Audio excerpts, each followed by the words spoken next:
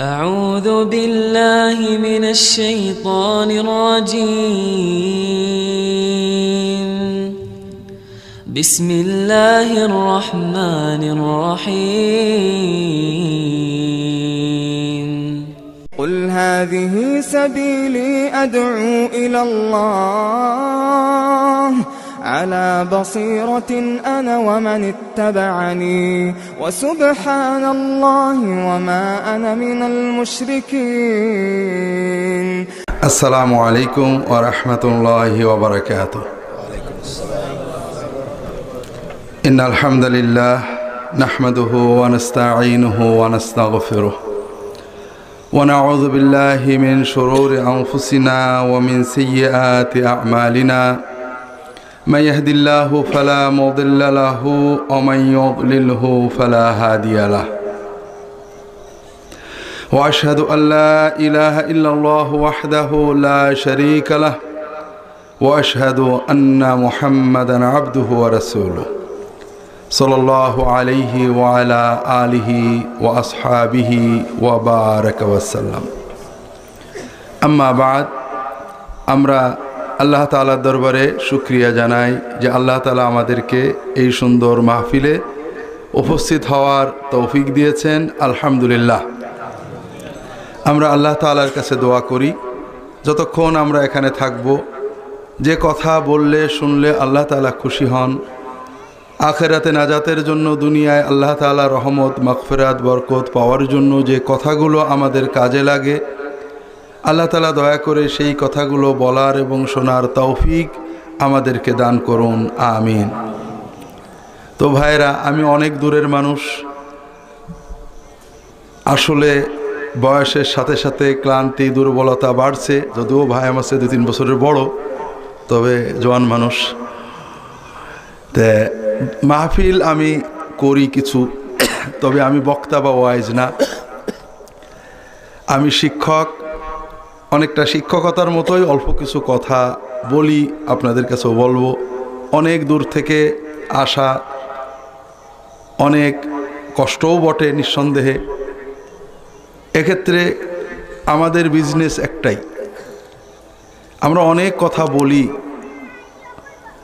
কিন্তু যদি আমাদের জীবনে এগুলো প্রতিফলিত না হয়, যে কথাগুলো আমরা শুনবো তা যদি আমরা আগামীকাল থেকে 2-1টা আমল করতে না পারি, তাহলে আপনাদেরও লস, আমাদেরও লস। কারণ জীবনের এতখানি সময় নষ্ট করে আপনারা বসে থাকলেন, আমরা আসলাম,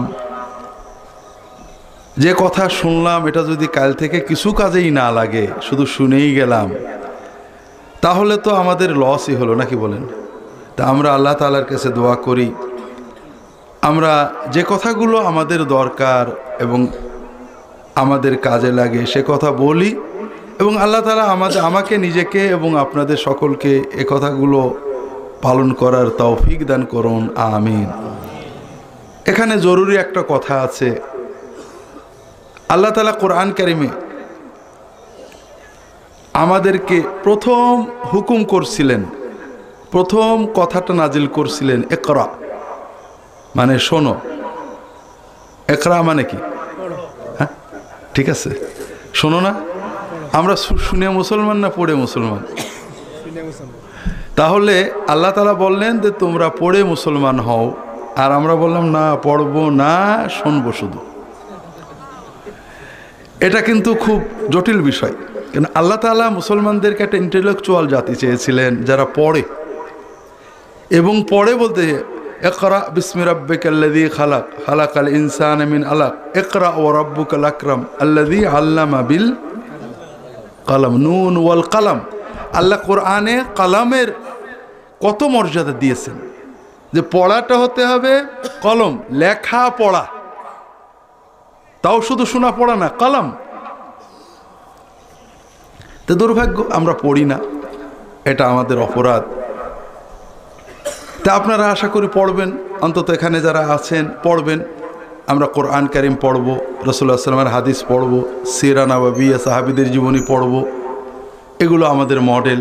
ওলামায়ে কেরামের লেখা পড়ব, সবই পড়ব। আমি একজন গুনাহগার মানুষ, আমার আল্লাহ এক এক পাগলের এক এক নেশা দেন। আমার এরকম কিছু নেশা আছে। বড় নেশা হলো এলেম তলব করা, পড়া। পড়লে তো পড়ে মজা লাগে, এখন পড়াটা তো ভুলে যাই। আমার মাঝে মাঝে মনে হয় গরু ছাগল উট ভেড়া কত সৌভাগ্যবান, জন্মের পরে থুলে কান্দে করে স্কুলে যাওয়া লাগেনি, লাগছে নাকি? আমি এত পড়লাম, বয়স এত হয়ে গেল, তাও ভুল হয়ে যায়। গরু ছাগলের কিছু ভুল হয়, ওদের জীবনে চলার পথে না পড়া লাগে না মুখস্থ করা লাগে, লাগে নাকি? তো যা শিখি ভুল হয়ে যায়, এই জন্য মনে লোভ হয় যে কিছু লিখে ফেলি। তো যে কারণে পড়াটা তলাবুল ইলম শেখাটাই মেন, পাশাপাশি কিছু লেখি। আপনাদের একজন সাথী হিসেবে কিছু বই আছে, এগুলো নিয়ে গিয়ে পড়তে পারেন। দ্বিতীয়ত যে জন্য শুরু করলাম পড়া না, আল্লাহ শোনার কথাও বলেছেন। আল্লাহ তাআলা মুমিনদের ডেসক্রিপশনে বলেছেন, আল্লাযীনা ইয়াসতামিউনাল কাওলা ফায়াত্তাবিউনা আহসানা। যারা কথা শোনে, শুনেই সব কথা মানে। যারা কথা শোনে, ইস্তামিউন মন দিয়ে শোনে, আল কাওলা কথা, ফায়াত্তাবিউনা আহসানাহু কথার ভিতরে যেগুলো ভালো সবচেয়ে সুন্দর ওইগুলো শুধু গ্রহণ করে। তাহলে বোঝা গেল মুসলমান যাচাই ছাড়া গ্রহণ করার একটা জাতি, ঠিক না? হ্যাঁ, আমি কিন্তু মাস্টার মানুষ, উল্টো পাল্টা বলবো, একটু চিন্তা ভাবনা করে উত্তর দেবেন। আল্লাহ কোরআনে বললেন মুসলমান শুনবে, বিশ্বাস করেন। রাসূলুল্লাহ সাল্লাল্লাহু আলাইহি ওয়াসাল্লামের সাহাবীদের ডেসক্রিপশন দিয়েছেন, তারা শুনেই মানে না। শুনে তারা তো শুনতেন মূলত রাসূলুল্লাহ সাল্লাল্লাহু আলাইহি ওয়াসাল্লামের কথা, তারপরও মুমিনদের সামগ্রিক ডেসক্রিপশনে আল্লাহ তাআলা বলছেন যারা শুনে কথা যাচাই করে গ্রহণ করে। ইয়াত্তাবিউনা আহসানা, যেগুলো সুন্দর, সুন্দর কি অসুন্দর যাচাই করতে হবে না? তার মানে আমাদের ভিতরে সচেতন হতে হবে, বুঝতে হবে, জানতে হবে। কাজেই আমাদের পড়তে হবে, শুনতেও হবে, শোনা কথাটা যাচাই করতে হবে। এটা হলো প্রথম বিষয়। দ্বিতীয় বিষয়, অনেক দূর থেকে অনেক সময় ব্যয় করে আমরা মাহফিল করি। যে কথা বলছিলাম, একটা মাহফিলে 2 ঘন্টা কথা বলার জন্য কখনো 12 ঘন্টা, কখনো 14 ঘন্টা, কখনো 18 ঘন্টা সময় আমাদের জীবন থেকে ঝরে পড়ে। এ সময়টা আসলে একেবারে বেকার যায়, বিশেষ করে আমার জন্য। আমি ঘরে থাকলে টুকটাক বসে কলম দিয়ে লেখা হয়, তো এখন কি দিয়ে লেখা হয়? হ্যাঁ, আমি সেই 1996-94 থেকে আমার হাতের লেখা খারাপ। আমার 2টো জিনিসের খুব ঘাটতি আছে, একটা গলার কোনো সুর নেই, আর একটা হাতের লেখা সুন্দর না। তো যে কারণে সেই যে 92-94 থেকে এই যে লেখা শিখছি, আমি এইভাবে লিখতেই মজা পাই। তো যাই হোক, যখন এই যে 12 ঘন্টা 14 ঘন্টা বসে থাকি, গাড়িতে চলে যায়, কষ্ট হয় যে এই সময়টা বাড়িতে থাকলে, টেবিলে থাকলে হয়তো কিছু পড়াও যেত, কিছু লেখাও যেত। তাহলে 16 ঘন্টা 24 ঘন্টা পরিশ্রম বা সময় বিনিয়োগ করে মাত্র 2 ঘন্টা বা 1 ঘন্টা কথা, কোনটা থেকে কোনটা বলবো, এটা অনেক জটিল। কিন্তু সব মিলিয়ে রাসূলুল্লাহ সাল্লাল্লাহু আলাইহি ওয়াসাল্লামের একটা হাদিস আমি আলোচনা করার নিয়ত করেছি। আল্লাহ তাআলা আমাদের সকলকে যেভাবে বললে শুনলে আমাদের কাজে লাগে সেভাবেই বলার শোনার তৌফিক দান করুন, আমিন। আল্লাহ রাসূল সাল্লাল্লাহু আলাইহি ওয়াসাল্লাম বলছেন, হাদিসটা খুবই মশহুর, আবু হুরায়রা রাদিয়াল্লাহু তাআলা আনহু থেকে বর্ণিত, এবং বুখারী মুসলিম সহ সব কিতাবেই হাদিসটা সংকলন করা হয়েছে। রাসূলুল্লাহ সাল্লাল্লাহু আলাইহি ওয়াসাল্লাম বলছেন, সাবআতুন ইযিল্লুহুমুল্লাহু ফি যিল্লিহি ইয়াওমা লা যিল্লা ইল্লা যিল্লুহু, ইমামুন আদিল ওয়া শাবুন নাশা ফি ইবাদাতি রাব্বিহি ওয়া রাজুলুন কলবুহু মুআল্লাকুন বিল মাসজিদ ওয়া রাজুলান তাহাব্বা ফিল্লাহি আলাইহি ইজতামাআ ওয়া আলাইহি তাফাররাকা ওয়া রাজুলুন দাআতহু ইমরাআতুন যাতু জামালিন ওয়া মানসিবিন ফাকালা ইন্নী আখাফুল্লাহ ওয়া রাজুলুন তাসাদ্দাকা ফাআখফা হাত্তা লা তা'লামা শিমালুহু মা আনফাকাত ইয়ামিনুহু ওয়া রাজুলুন যাকারাল্লাহা খালিয়ান ফাফাদাত আইনাহু আও কামা ক্বালা রাসূলুল্লাহ সাল্লাল্লাহু আলাইহি ওয়াসাল্লাম।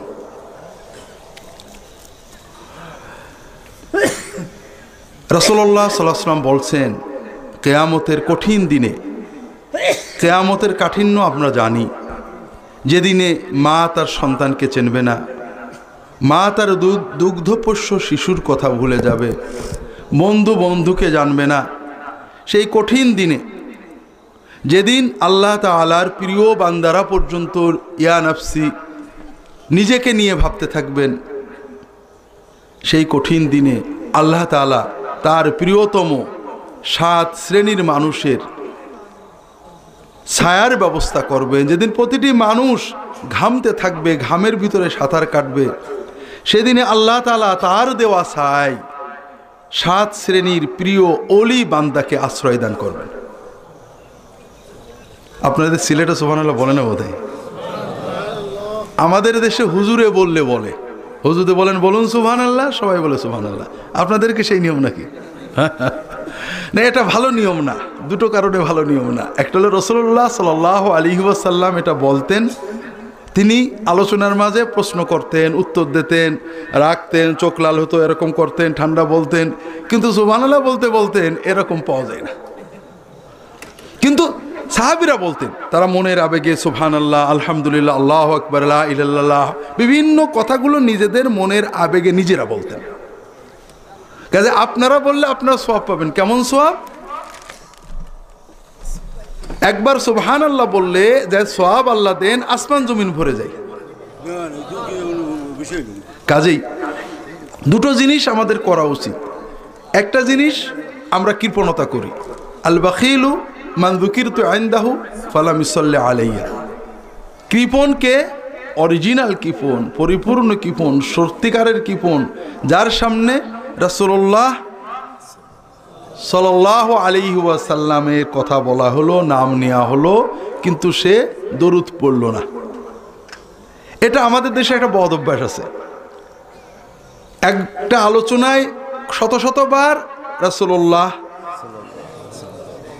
মুহাম্মদ, নবিউল্লাহ, রসুল করিম আলাইহিস সালাতু ওয়াস সালাম কথাগুলো আসে, আমরা সাল্লাল্লাহু আলাইহি ওয়াসাল্লাম বলি না। বসে থেকে কখন হুজুর চান্স দেবে তখন পড়ব, এটাও সুন্নত না। তো যাই হোক, এটা আমাদের স্বতঃস্ফূর্ত হওয়া উচিত। তাসবিহ তাহলিল করে নিজেদের মনের আবেগ প্রকাশ করা, মনের আবেগে বলা, এবং রাসূলুল্লাহ সাল্লাল্লাহু আলাইহি ওয়াসাল্লামের নাম উচ্চারণের সঙ্গে সঙ্গে, কানে প্রবেশের সঙ্গে সঙ্গে তার উপরে দরুদ পাঠ করা, এটা আমাদের ন্যূনতম ঈমানি দায়িত্ব। আল্লাহ কবুল করে নিন, আমিন।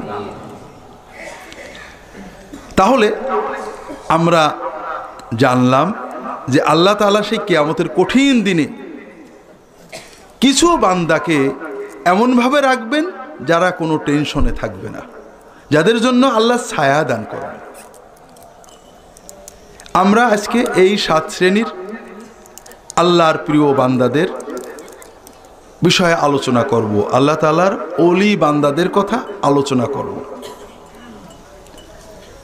উদ্দেশ্য হলো যেন আমরা এসব ওলিদের চিনতে পেরে তাদের কাছে যে দোয়া নিতে পারি, ঠিক না?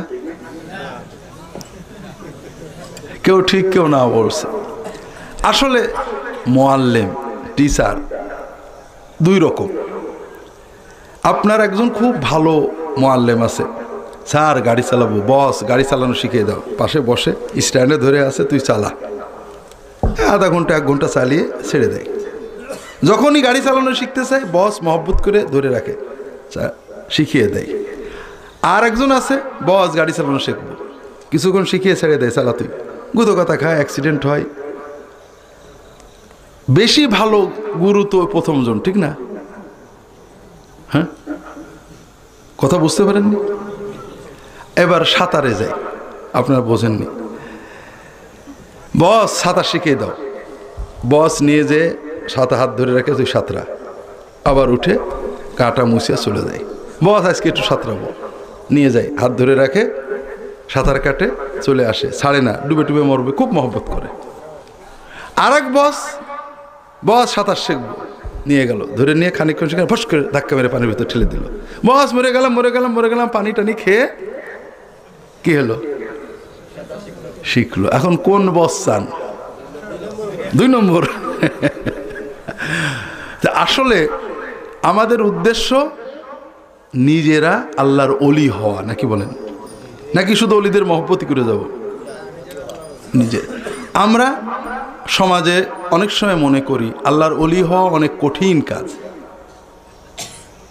কিন্তু প্রকৃত বাস্তবতা হলো কোরআন সুন্নাহ যেটা বলে আল্লাহ তাআলার অলি হওয়া মানুষের জন্য সবচেয়ে সহজ কাজ। অনেকেই সুবহানাল্লাহ বলেননি, কারণ তারা বিশ্বাস করেননি। সিলেটের ব্যাপারে আমার অন্তরে অত্যন্ত বড় ধারণা, কারণ সিলেটে ওলামায়ে কেরাম বেশি, সিলেটে দিন বেশি, আমার ধারণা আপনারা বোঝেন। কিন্তু যেহেতু আমার এই কথাটা আপনাদের মনোমতো হয়নি, এই জন্য সুবহানাল্লাহ বলেননি। কারণ আপনারা বিশ্বাস করেন যে আল্লাহ তাআলার ওলি হওয়া খুব কঠিন কাজ, ঠিক না? কঠিন কাজ তো বটেই। 7 বছর জঙ্গলে গাছের ডালে পা ঝুলিয়ে রাখতে হয়, হ্যাঁ, বাড়ি ঘর ছেড়ে জঙ্গলে চলে যেতে হয়, ঠিক না? আসলে এই ধারণাগুলো আমাদের সমাজে আসছে গল্প থেকে। আমরা ওয়াইজরাও যখন গল্প করি, অনেক গল্প বলি যেগুলো ঠিক না, মশহুর গল্প, কিন্তু গল্পগুলো ইসলামকে রিপ্রেজেন্ট করে না। যেমন ইব্রাহিম ইবনে আদহাম রাহিমাহুল্লাহ, তার নাম তো আপনারা শুনেছেন, তার গল্প শোনেননি? তিনি রাজা ছিলেন, শাসক ছিলেন। রাজা অবস্থায় তিনি চেষ্টা করতেন আল্লাহর ওলি হওয়ার জন্য ইবাদত বন্দেগী করার। একদিন রাতে তিনি নাকি ছাদের উপরে খটখট আওয়াজ শুনলেন। তখন জিজ্ঞাসা করলেন, কে? ছাদের উপর থেকে নাকি আওয়াজ আসলো, আমি খিজির। হুজুর আপনি ওখানে কি করেন? আমি উট খুঁজি। হুজুর আপনি কি পাগল হয়েছেন? বিল্ডিংয়ে ছাদের উপর উট থাকে নাকি? তা তুমি কি পাগল হয়েছো? রাজপ্রাসাদে শুয়ে কি আর আল্লাহর ওলি হওয়া যায়? তখন তিনি জঙ্গলে চলে গেলেন, আল্লাহর ওলি হয়ে গেলেন। গল্প শুনেননি? এই গল্প থেকে কি জানা গেল? যে রাজত্ব করে আল্লাহর ওলি হওয়া যাবে না। আমাদের মুসলিম উম্মার সবচেয়ে বড় ওলি কে? নবীদের পরে বড় ওলি কে? আবু বকর রাদিয়াল্লাহু তাআলা আনহু, তারপরে ওমর, তারপরে ওসমান, তারপরে উম্মতের অন্য সকলের সাথে এই 4 জনের পার্থক্য হলো ওই 4 জন রাজা হয়েছিলেন, বাকিরা হয়নি। এই তো এর দ্বারা বোঝা গেল যে রাজা হলে আল্লাহর ওলি হওয়া যায় না। হ্যাঁ, কি বোঝা গেল? বরং আমরা হাদিসটা পড়ব, দেখবেন বোঝা গেল যে রাজা হলে আল্লাহর ওলি হওয়া সবচেয়ে সহজ। আল্লাহ তাআলার ওলি হওয়া সবচেয়ে সহজ। এই সহজের ভিতরে কিছু মানুষের জন্য বেশি সহজ। আল্লাহর ওলি হওয়া কেন সহজ? এই গল্পগুলো আসলে ঠিক না, সহি না। আমাদের চমক লাগে, কিন্তু এটা ইব্রাহিম আদমও করেননি। যেমন আমাদের সমাজে আরেকটা গল্প আছে, আপনারা ওয়াইস করনি রাহিমাহুল্লাহ, তাবেঈ ছিলেন, খুব মশহুর। তিনি কি করছিলেন? দাঁত ভাঙছিলেন। তিনি আশেকে রাসূল ছিলেন। যখন রাসূলুল্লাহ সাল্লাল্লাহু আলাইহি সাল্লামের ওহদ যুদ্ধে দাঁত ভাঙার খবর পেলেন, তিনি কি করছিলেন? কয়টা? সবগুলো। সাহাবীরা ভাঙছিলেন। তাহলে তিনি সাহাবীদের চেয়েও আল্লাহ তাআলার বেশি প্রিয় ছিলেন, নবীর বেশি আশেক ছিলেন, ঠিক না? সাহাবীরা নিজেদের 2 চোখ দিয়ে দেখলেন নবীজির দাঁত ভাঙা, একজনও ভাঙলেন না। আর তিনি কানে শুনে সবগুলো ভাঙলেন। তাহলে মহব্বত বেশি কার? হ্যাঁ, আশ্চর্য। একটা দাঁত না ভেঙে মহব্বত, আর সবগুলো দাঁত ভেঙে। আপনারা বুঝলাম না সিলেটের মানুষ কেমন, একটু ভালো করে বোঝেন। মনে করেন আমার পরিচয় দিয়েছেন ইঞ্জিনিয়ার সাহেব, আমিও কিন্তু পীর সাহেব, ফুরফুরার পীর সাহেবের জামাই এবং খালিফা। মানে মুরিদ করার জন্য যে পারমিশন লাগে সেটাও আছে না। আসছেন কেন আপনারা? মনে করেন আমার মুরিদ নেই। যেটা বলছিলাম, মনে করেন এখন তো আমাদের মাঝে রাসূলুল্লাহ সাল্লাল্লাহু আলাইহি ওয়াসাল্লাম আমরা পাচ্ছি না। আমার পীর ও মুর্শিদ মনে করেন জিহাদ করার জন্য ফিলিস্তিনে চলে গেলেন, ইহুদিদের বিরুদ্ধে, দাজ্জাল বাহিনীর বিরুদ্ধে জিহাদ করতে গেছেন। হঠাৎ খবর পেলাম আমার পীর ও মুর্শিদ ইহুদিদের গুলি লেগে উনি শহীদ হয়ে গিয়েছেন। সঙ্গে সঙ্গে আমি নিজের পিস্তলের গুলি দিয়ে আমিও শহীদ হয়ে গেলাম। আমার হুজুর যে জান্নাতে যাবেন আমিও সেই জান্নাতেই যাব।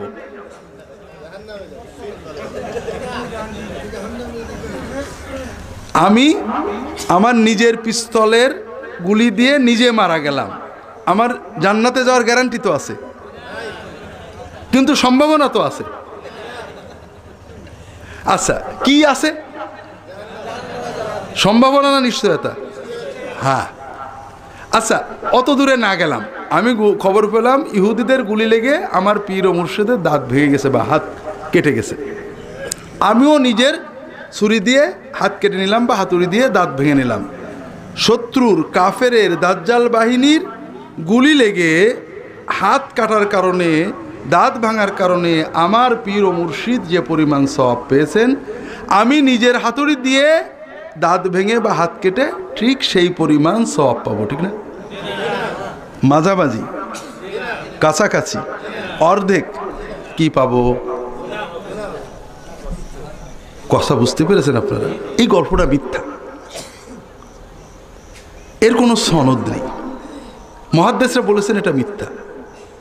তবে গল্পতে চমক আছে, এজন্য আমরা বলি এটা ইসলামের রিপ্রেজেন্ট করে না, ইসলাম শেখায় না, সম্পূর্ণ উল্টো জিনিস শেখায়।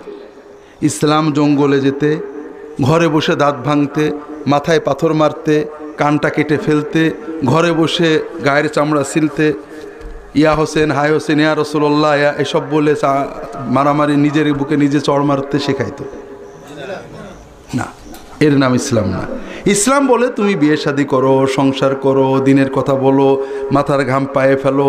মানুষকে দিন শেখাতে যে তুমি দাঁত ভাঙো, হাত কাটো, কষ্ট করো, তোমার বউ বাচ্চা পালন করতে যে তুমি মাথার ঘাম পায়ে ফেলো, কাপড় চুপড় ছিলে পড়ো, এইটার নাম ইসলাম। কথা বুঝতে পারেন? তাহলে এই গল্পগুলো আমাদের সামনে দিনটাকে এমনভাবে রিপ্রেজেন্ট করেছে যে আমরা আসলে সত্যিকারের জিনিস পাচ্ছি না। সত্যিকারের জিনিস কোথায় পাওয়া যাবে? রাসূলুল্লাহ সাল্লাল্লাহু আলাইহি ওয়াসাল্লাম এবং সাহাবীদের ভিতরে। কথা বুঝতে পেরেছেন? যদি রাসূলুল্লাহ সাল্লাল্লাহু আলাইহি ওয়াসাল্লাম এবং সাহাবীদের সুন্নত আমরা দেখি, তাহলে দেখবেন যে আল্লাহর ওলি হওয়া খুবই সহজ।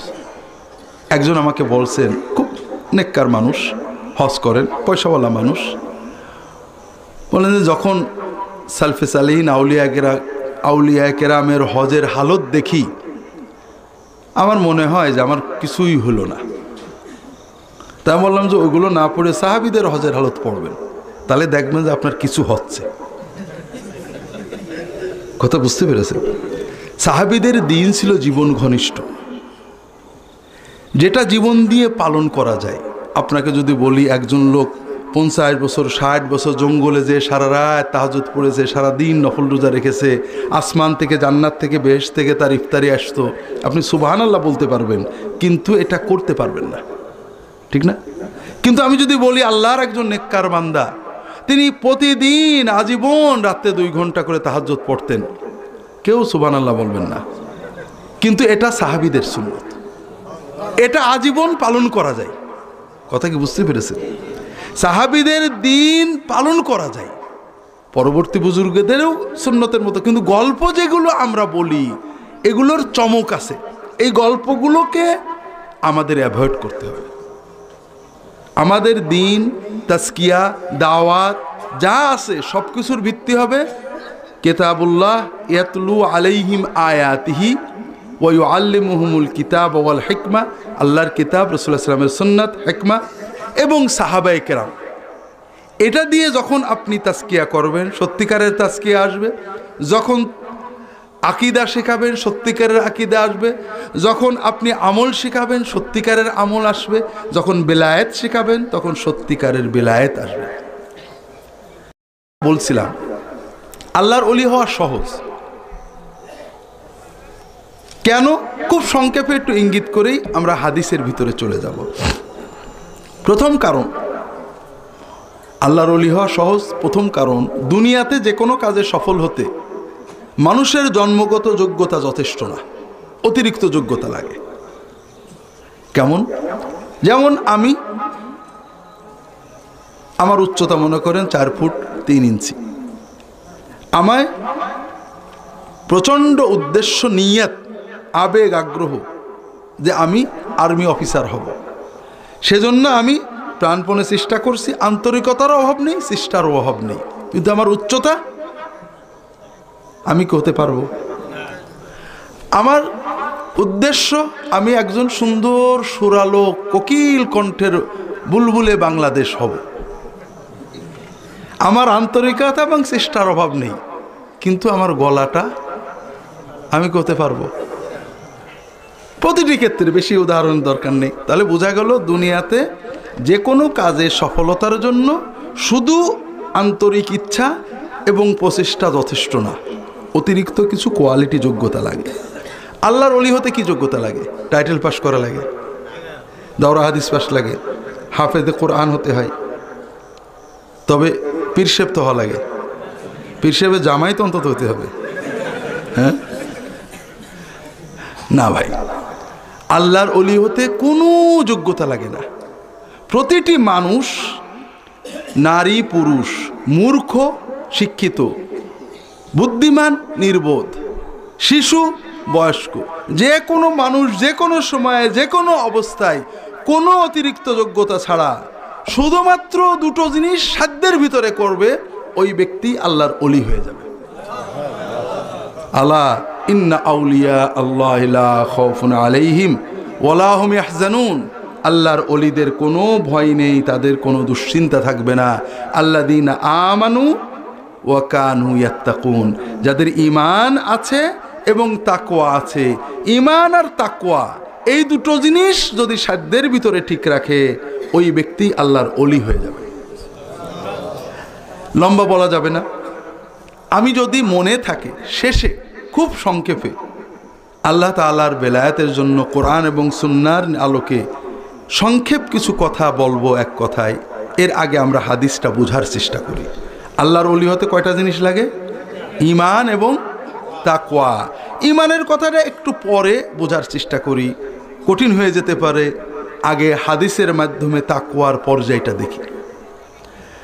আল্লাহ রাসূল সাল্লাল্লাহু আলাইহি ওয়াসাল্লাম বলছেন, আল্লাহর যে প্রিয়তম বান্দা, কিয়ামতে আল্লাহর প্রিয় বান্দারা যখন ইয়ানফসি করবেন, সেই সময়ে যাদেরকে কোনো টেনশন স্পর্শ করবে না, লা ইয়াহজুনুহুমুল ফাজাউল আকবার, এই মানুষগুলোর প্রথম শ্রেণীর প্রথম ইমামুন আদিল, ন্যায়পরায়ণ, ইনসাফকারী শাসক, প্রশাসক, নেতা, কর্তা। এরা হবেন আল্লাহর শ্রেষ্ঠ ওলি, যাদেরকে আল্লাহ তার দেওয়া ছায়ায় আশ্রয় দান করবে। হাজরিন, আমরা বাংলাদেশের মুসলমান অনেক বিষয় নিয়ে চিন্তা করি, ঝগড়া করি। দিন আমাদের দেশে মোটামুটি ভালো, আর সিলেট দেশে খুবই ভালো। আমি কিন্তু ইয়ার্কি মারছি না, বাস্তব আপনারা বোঝেন না, কারণ যার চোখ আছে চোখের মজা বোঝে না। সিলেট আলাদের দিন আছে, দিনের মজা বুঝছেন না। যখন দিন থাকবে না, কারণ বাংলাদেশের কোথায় কোথায় দিন ভালো এটা আপনারা না বুঝলেও দূর থেকে যারা দেখেন এবং যারা ভালো চান না তারা জানেন। তার ভিতরে একটা হলো সিলেট। আগে আরো অনেক ভালো ছিল, এখনো ভালো। তবে আমাদের এলাকাতে খারাপ বলে আমরা যখন আপনাদের দিকে তাকাই তখন মনে হয় খুব ভালো। আমার এক উস্তাদ ছিলেন সিলেটের কানাইঘাটের, মাওলানা রকিবউদ্দিন হুসাইন রাহিমাহুল্লাহ, ঢাকা আলিয়ায় উনি আমার উস্তাদ ছিলেন। এরপরে সৌদি আরবে যে দারুল ইফতায় শেখ আব্দুল বাজের অফিসে চাকরি করতেন, ওনার বইপত্র সম্পাদনার একটা কাজে ছিলেন। তা আমি রিয়াদে ছিলাম, উনি রিয়াদে ছিলেন। রিয়াদের সিলেট সমিতি এবং সিলেটবাসীর যে কোনো কাজে উনাকে সামনে রাখতো সবাই। আমি অবাক হতাম, আমাদের যশোর, ঝিনাইদহ, কুষ্টিয়া জেলায় কোনো হুজুর সামাজিক কাজে রইস হয় আমি কোনদিন দেখিনি। হুজুর ইমামতি করবে আর গাল শুনবে। তবে হ্যাঁ, আমাদের দেশে যারা ফকির ন্যাংটো ট্যাংটো হয় ওদের কিছু ইজ্জত আছে। ইমাম সাহেব কর্মচারী, নামাজ পড়বে, দোয়া করবে, সবই আছে, তাবিজ দেবে, দোয়ায় রোগ সারবে, আবার একটু কিছু অনির্বিশলি গায়েলু দেবে। কিন্তু সামাজিক, রাজনৈতিক, আমরা ওখানে নামলাম হুমায়ুন রশিদ চত্বর, উনিও যখন রিয়াদে গেছেন তার যে অভ্যর্থনা, তা তো আমার উস্তাদ সভাপতি হয়েছে। পরে জানলাম সিলেটবাসীর সামাজিক কালচারই হলো সব কাজে আলেমরা সামনে থাকে। সামাজিক বিভিন্ন এক এক গ্রামে এত আলেম আছে যে সমাজ জীবনে আলেমদের প্রভাব ব্যাপক। আমাকে ভয়েস অব আমেরিকা থেকে সাক্ষাৎকার নিয়েছে, একাধিকবারই নিয়েছে। কোথার থেকে খুঁজে বের করেছেন? ঢাকার প্রতিনিধি আমির খসরু, আমার নাম, ইসলাম বিশ্ববিদ্যালয়ের শিক্ষক হিসেবে, মোল্লা হিসেবে কিছু সাক্ষাৎকার নিয়েছেন। তার প্রশ্ন ছিল, বাংলাদেশ বা অন্যান্য দেশের যুবকেরা আইএসএ যাচ্ছে কেন? কথা বলেন? আমি তো মোল্লা মানুষ, কাক মোল্লা। একজনকে বলা হচ্ছে যে 2 আর 2 কত হয়, তো ওর খুব খিদে লেগেছে, মানে পাকিস্তানের গল্প, বলছে 4 রুটি, মানে ওর তখন রুটির চিন্তা। তা আমি বলছি দেখেন, এর কারণ হলো এই যুবকদের ভিতরে দিনের, ধর্মের আবেগ আছে, কিন্তু এলেম নেই, আলেমদের সহবত পাইনি। আমি ডকুমেন্ট দিছি, বলছি যে বাংলাদেশের সিলেট, চট্টগ্রাম, নোয়াখালী, কুমিল্লা অথবা অন্তত বরিশাল, ভোলা যান, মাদ্রাসা বেশি, সমাজে আলেমদের সরব উপস্থিতি বেশি, যে কারণে এই সব দেশে আপনি এই ধরনের রিক্রুটমেন্ট পাবেন না। যেসব এলাকায় বাংলাদেশের মাদ্রাসা খুব রেয়ার, আমাদের এলাকা দিনাজপুর, রংপুর, ময়মনসিংহ, বগুড়া, রাজশাহী, আপনাদের এলাকাতে একটা গ্রামের ভিতরে 2-3টে বড় বড় দাওরা হাদিস মাদ্রাসা থাকে না? আপনাদের দেশে এমন একটা গ্রাম পাওয়া যায় না যে গ্রামে অন্তত নুরানি, কওমি, আলিয়া দিয়ে 5-7টা মাদ্রাসা নেই। আর আমাদের ওদিকে একটা গ্রাম নয়, ইউনিয়ন পার হয়ে যাবেন, একটা সিঙ্গেল মাদ্রাসাও নেই, না নুরানিও নেই। আমি বললাম যে দেখেন, আমাদের বাংলাদেশের অবকাঠামো হলো ইনফ্রাস্ট্রাকচার, যে জেলাগুলো মাদ্রাসা মুক্ত, ইমাম আছে, এলমি যোগ্যতা কম, সামান্য পড়াশুনো করে ইমামতি করেন, এখান থেকে এদের সামাজিক অবস্থাও খারাপ, সম্প্রীতিও খারাপ, এবং এই আবেগী মানুষের আবিষ্কারও ওই দিকে বেশি হয়। আপনারা খুঁজে দেখেন, যারা এই ধরনের অতি আগ্রহে যে কোনোভাবেই এইগুলো করছেন, এদের দেখবেন ব্যাকগ্রাউন্ড এইসব, বেকার, অল্প শিক্ষিত, অশিক্ষিত, ইংরেজি শিক্ষিত, কিন্তু আলেমুল আমাদের সহবত এবং মাদ্রাসায় পড়ার সুযোগ পায়নি। কথা বুঝতে পেরেছেন? তাহলে আমার ব্যক্তিগত চেতনায় সিলেট অনেক বড় জায়গা, আলেমও বেশি, এলেমও বেশি, আলেমদের কথার গুরুত্বও বেশি, দিনদার মানুষও বেশি। তারপরও আমাদের দেশে ইসলাম বেশি ভালো, সিলেটে অনেক বেশি ভালো, কিন্তু আমাদের দেশে 4টে জিনিস অনুপস্থিত। কয়টা জিনিস মনে থাকবে তো? দেখেন, আমি কিন্তু মাস্টার মানুষ, মাঝে মাঝে উল্টোপাল্টা প্রশ্ন করবো, খেয়াল রেখে। 1 নম্বর হলো, আমি এটা বলছি কেন, আমরা অনেক কিছু নিয়ে ঝগড়া করি। আমাদের দিনে, সিলেটের দিনে, যশোরের, ঝিনাইদহের দিনে অনেক জিনিস আছে, কিন্তু আদালত মানে ইনসাফ, প্রত্যেককে তার অধিকার বুঝে দেওয়া, মাজলুমকে জুলুম থেকে রক্ষা করা, জালেমকে তার প্রাপ্য শাস্তি দেওয়া, এর নাম কি? আদালত। এই আদালতটা আমাদের ইসলামের ভিতরে ঢুকতে পারে না। প্রবেশাধিকার নিষিদ্ধ। আমাদের ভিতরে টুপি আছে, দাড়ি আছে, তাসবিহ আছে, মিলাদ আছে, কিয়াম আছে, জিকির আছে, রফাদাইন আছে, হানাফি আছে, আহলে হাদিস আছে, সব আছে। কিন্তু মানুষের হক, এটা যে দিনের অংশ, এটা ঢুকতে পারছে না। কিভাবে? একটা প্রশ্ন করে আমি যাচ্ছি। আপনাদের এলাকা ইসলাম সবচেয়ে ভালো, তারপরও একজন মানুষ অত্যন্ত দিনদার, মদ খান না, দাড়িও চাষেন না, নামাজ রোজা হজ করেছেন, কিন্তু স্ত্রীর সাথে খুবই খারাপ ব্যবহার করেন, অথবা সন্তানদের, ছেলেদেরকে সম্পত্তি দিয়েছেন, মেয়েদেরকে দেননি, এরকম মুসলমান কি সিলেট জেলায় আছে? অল্প না বেশি? বেশি। তাহলে উনি মদ খাওয়া হারাম জানেন, হজ করা ফরজ জানেন, কিন্তু স্ত্রীর সাথে দুর্ব্যবহার, মায়ের হক নষ্ট করা, সন্তানদেরকে উত্তরাধিকার থেকে বঞ্চিত করা, এটাতে মদ খাওয়ার চেয়েও শতগুণ বেশি হারাম, এটাতে হজের চেয়েও বড় ফরজ কাজ, এটা উনি আমরা জানাতে ব্যর্থ হয়েছে। এজন্য আমাদের দেশে ইসলাম ভালো আছে, চারটে জিনিস অভাব।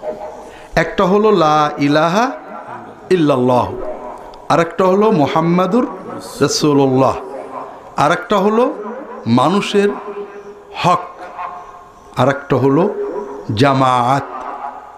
কয়টা জিনিস নেই?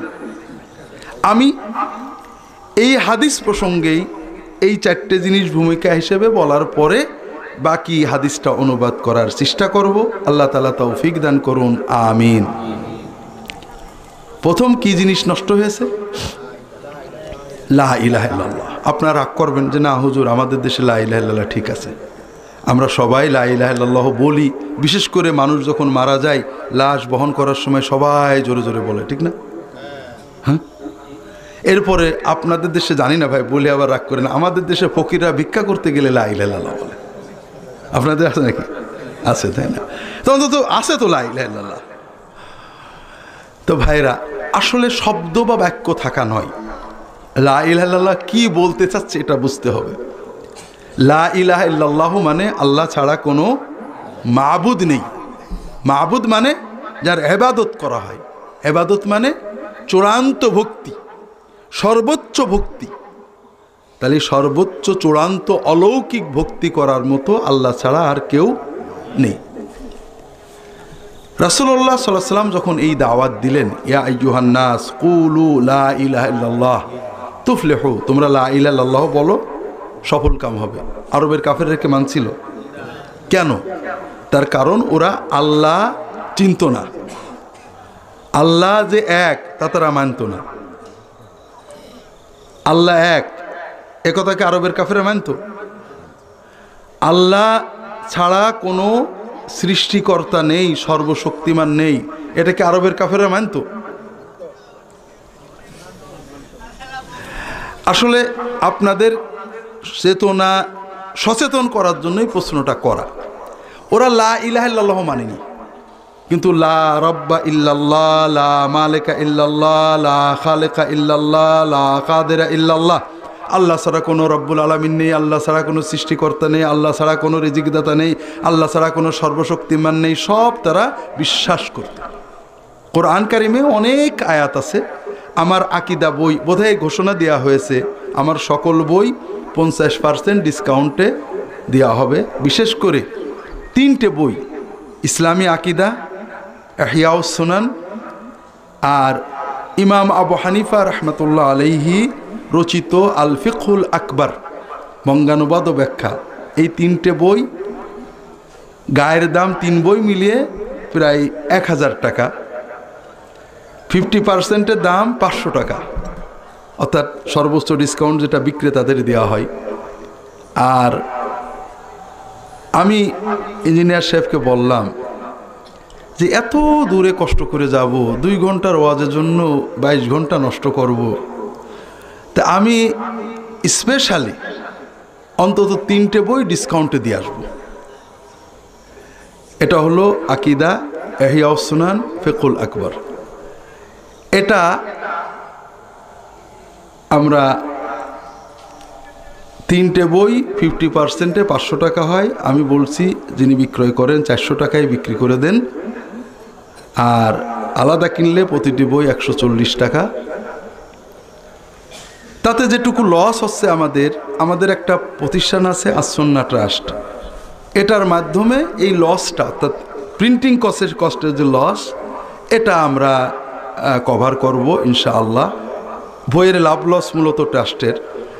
তো যেটা বলছিলাম, আমার আকিদা বইটা, কোরআন সুন্নাহর আলোকে ইসলামী আকিদা বইটা যদি আপনারা পড়েন দেখবেন এই বিষয়ে অনেক আয়াত আছে। শুধু আপনাদের স্মরণ করানোর জন্য একটা দুটো আয়াত বলি। আল্লাহ তাআলা কোরআন কারীমে বলছেন, ওয়ালা ইন সাআলতাহুম মান খালাকাস সামাওয়াতি ওয়াল আরদা লা ইয়াকুলুনাল্লাহ। হে রাসূল, আপনি যদি আরবের কাফেরদেরকে প্রশ্ন করেন আসমান জমিন কে বানিয়েছে, তারা বলবে যে আসমান জমিন সৃষ্টিকর্তা একমাত্র আল্লাহ। আল্লাহ তাআলা কোরআন কারীমে বলছেন, কুল মার রাব্বুস সামাওয়াতিস সাব'উ ওয়া রাব্বুল আরশিল আযীম। 7 আসমান এবং আরশে আজিমের রব কে? আল্লাহ। আবু জেহেল কার কথা বলতো? আবু জেহেল বলতো লা রাব্বা ইল্লাল্লাহ। কুল মান বিয়াদিহি মালাকুতু কুল্লি শাইইন ওয়া হুয়া ইউজিরু ওয়া লা ইউজারু আলাইহি। সকল কিছুর মালিকানা, সার্বভৌমত্ব, ক্ষমতা কার হাতে? সর্বশক্তিমান কে? আবু জেহেল কার কথা বলতো? আবু জেহেল বলতো লা রব্বা লা খালিকা লা মালিকা লা কাদেরা ইল্লাল্লাহ। এবং আবু জাহেল আল্লাহর ইবাদত করত। আবু জাহেল যে আলহাজ, আপনারা জানেন না? আবু জাহেল কিন্তু আলহাজ আবু জাহেল। দেখো আছে, হাসেন কেন? আমরা একবার হজ করে আলহাজ লেখি বড় বড় করে, আর আবু জাহেল কতবার হজ করেছে। শুধু হজ করেনি, কাবাঘরের খাদেম ছিল, কাবাঘরের হাজিদের পানি খাওয়াইছে, এবং সে কাবাঘরের গেলাপ পরিবর্তন করত এবং আল্লাহর জন্য হজ করত, আল্লাহর কাছে দোয়া করত, আল্লাহুম্মা আল্লাহুম্মা ইন কানা হাযা হুয়াল হাক্কা মিন ইনদিক। আমরা যেমন আল্লাহকে ডেকে আল্লাহুম্মা বললে, আবু জাহেল আল্লাহুম্মা বলেই ডাকত। আবু জাহেল সব মানত, আল্লাহর ইবাদত করত, কিন্তু আল্লাহ ছাড়া কারোর ইবাদত করা যাবে না, শুধু এইটুকু মানত। আল্লাহ সর্বশক্তিমান, সৃষ্টিকর্তা, রিজিকদাতা সব মানত। আল্লাহ ছাড়া আর কেউ নেই মানত, আল্লাহর ইবাদত করতে মানত, কিন্তু আল্লাহ ছাড়া কারোর ইবাদত করা যাবে না এটা মানত। বিষয়টা কি আপনারা বুঝতে পেরেছেন? এখন প্রশ্ন হলো যে সব মানার পরও আল্লাহ সর্বশক্তিমান, আল্লাহ দিলে কেউ ঠেকাতে পারে না, আল্লাহ ঠেকালে কেউ দিতে পারে না, সব বিশ্বাস করলো, কিন্তু তারপরও আল্লাহ ছাড়া আরো ইবাদত করতে হবে এত জেদ করলো কেন? এটা প্রশ্ন না? আল্লাহ মাবুদ তাও মানল, কিন্তু আল্লাহ ছাড়া কেউ মাবুদ না এটা মানল না কেন? এটা প্রশ্ন আসে না? আপনাদের মনে কি প্রশ্নটা আসছে? উত্তরটাকে আলোচনা করব। গুড, খুব সহজ, বিশেষ করে সিলেটে, কারণ আমাদের দেশের লোকেরাও সিলেটে আসে। আমি আমার বিশ্ববিদ্যালয়ে, ইসলামী বিশ্ববিদ্যালয়ে কুষ্টিয়ার ভিতরে একটা গাড়িতে একটা গান শুনলাম অনেক বছর আগে, বাবা শাহজালাল অলি তুমি দয়াল বাবা, দয়া করো বাবা। আপনারা কি এরকম গান শোনেন? শোনেন না? এই যে ব্যক্তি বাবা শাহজালাল অলি তুমি দয়াল বাবা, দয়া করো বাবা গান গাচ্ছেন, ওনার কাছে যদি প্রশ্ন করেন যে আমাদের সৃষ্টিকর্তাকে, কে বলবে? আমাদের রবকে কি বলবে?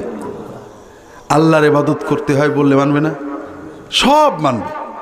কিন্তু যদি বলেন যে আল্লাহ ছাড়া কাউকে ডাকা যাবে না, কারোর দয়া প্রার্থনা করা যাবে না, ও কি মানবে? মানবে না। আরো ভালো করে বুঝান যে বাবা শাহজালাল অলি, শাহ পরান অলি, শাহ মখদুম অলি, গৌসে আজম অলি, খাজা বাবা অলি, আল্লাহ বাবা অলি, দয়াল বাবা অলি, সবাইকে তুমি ভালোবাসো, শ্রদ্ধা করো, তাদের জন্য দোয়া করো, তবে চাওয়া পাওয়া শুধু আল্লাহর কাছে, ও কি মানবে? আরো ভালো করে বলেন যে শাহজালাল অলি দয়াল, অন্যান্য অলি দয়াল, ঠিক আছে, তবে আল্লাহও তো দয়াল। আল্লাহ দয়াল না? আল্লাহর কোরআনের প্রথম কথা কি? বিসমিল্লাহির রহমান। তাহলে আল্লাহ হলেন মহা মহা মহা মহা দয়ালু, ঠিক না? আপনি একটু ভালো করে বুঝান যে ঠিক আছে শাহজালাল অলি, শাহপরান অলি, সব অলিদেরকে মহব্বত করো, তাদের জন্য দোয়া করো, তারা দয়াল, ঠিক আছে, তবে আল্লাহর দয়া যেহেতু বেশি, আল্লাহকে ডাইরেক্ট আল্লাহর কাছে চাও, মানবে? মাথা নরম করে থাকবে না গরম হয়ে যাবে? আবু জাহাল শতভাগ চিনে ফেলেছে। আবু জাহালের আর কোনো দোষ ছিল না, দোষ শুধু একটা জায়গায়, তারা বিশ্বাস করতেন যে আল্লাহই সব, আমরা আল্লাহর বান্দা, আল্লাহর ইবাদত করতে হবে, সবই করতেন। তবে তাদের বিশ্বাস ছিল যে আল্লাহ অনেক মহান, মালিকুল মুলুক, আমাদের মতো গুনাহগারদের দোয়া আল্লাহ শুনবেন না, আল্লাহর যেটা আল্লাহর দিতে হবে। কিন্তু আল্লাহর কাছ থেকে পেতে গেলে তুমি ডাইরেক্ট পাবা না। যেমন একজন রাজা, মহারাজা, মন্ত্রী, এমপি, আপনাদের সিলেটে তো সবসময় মন্ত্রী থাকে, আমাদের হিংসা হয়। মন্ত্রীর কাছে আপনি যাবেন, ডাইরেক্ট যেতে পারবেন?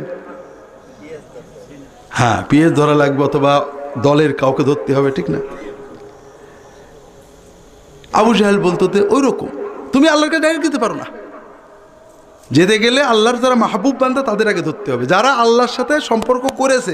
তুমি নামাজ নেই, কালাম নেই, ইবাদত নেই, বন্দেগী নেই, আল্লাহর কথা শুনো না, আর ডাকলে হয়ে গেল। যারা ডেকে ডেকে ডেকে ডেকে আল্লাহর মাহবুব হয়েছে, এদেরকে ধরো, এদের ডাকো, এদের ডাকলে এরা তোমার আল্লাহর কাছ থেকে এনে দেবে। এই যুক্তিতে তারা আল্লাহর ফেরেশতা জিবরাইল, মিকাইল, আজরাইল, ইসরাফিল, আল্লাহর নবী ইব্রাহিম, ইসমাইল, মুসা, ঈসা, আল্লাহর অলি ইয়াগুস, ইয়াউক, সুয়া, নাসর, লাত, মানাত, উজ্জা, হবল, এদেরকে আল্লাহর মাহবুব হিসেবে, সত্যই নবী আল্লাহর মাহবুব, এতে সন্দেহ নেই, কিন্তু মাহবুব হিসেবে তারা ইবাদত শুরু করে দিল, বন্দনা। তাদের মাজারে চলে গেল, তাদের মূর্তি বানিয়ে নিল, মূর্তি উনে মাজার উনে, নো প্রবলেম। আসলে তো হুজুরের স্মরণ করা, তারা একটা পাথর বসিয়ে নিল, গাছ ঠিক করে নিল, সেখানে দিয়ে তাদের বন্দনা করলো, দুধ ঢেলে দিল, তাদের উট জবাই করে দিল, তাদের ডাকলো বাবা ইয়াগুস, মা লাত, বাবা ইব্রাহিম, শোনো বাবা, দেখো বাবা। তখন তারা বিশ্বাস করতো যে এদের ডাকলে আল্লাহ এদের যে ভান্ডার দিয়েছেন সেটা থেকে বা আল্লাহর কাছে চেয়ে আমাদের দেবে। রাসূলুল্লাহ সাল্লাল্লাহু আলাইহি ওয়াসাল্লাম বললেন যে ইব্রাহিম, ইসমাইল, মুসা, ঈসা, ইয়াগুস, ইয়াউক, সুয়া, নাসর, জিবরাইল, মিকাইল, আজরাইল, ইসরাফিল, এদের মহব্বত করতে হবে, এদের জন্য দোয়া করতে হবে। কিন্তু চাওয়া পাওয়া কার কাছে? ইয়াকা না'বুদু। ব্যাস, আবু জাহেল গেল রেগে। এত বড় বেয়াদব, এতদিন ধরে আল্লাহর মাহবুব বান্দাদের ওসিলায় আমরা সব পেয়েছি, আর এখনো বলে যে মাহবুব বান্দাদের সাথে বেয়াদবি করতে হবে, ভক্তি করা যাবে না, ওর ধর আর মার। কথা কি বুঝতে পেরেছে? লা ইলাহা ইল্লাল্লাহু যে যুক্তি দিয়ে আবু জাহাল, আবু লাহাব, আরবের কাফেররা রিফিউজ করলেন, বাতিল করলেন, এই যুক্তিটা কি আমাদের দেশে আছে কিনা? অল্প না বেশি? তাহলে লা ইলাহা ইল্লাল্লাহ ঠিক থাকলো কি করে? শুধু এটাকে ভুল বললে হবে না, আমাদের একটু বুঝতে হবে।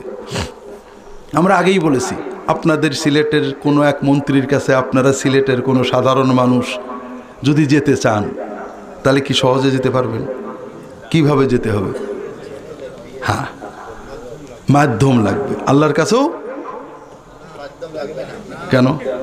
আল্লাহ কি মন্ত্রীর চেয়েও ছোট নাকি? একটা মন্ত্রীর পর্যন্ত মাধ্যম দিয়ে যাওয়া লাগে, একটা এসপি ডিসির পর্যন্ত মাধ্যম দিয়ে যাওয়া লাগে, আর আল্লাহ মালিকুল মুলুক, তার কাছে আপনি এমনি চলে যাবেন?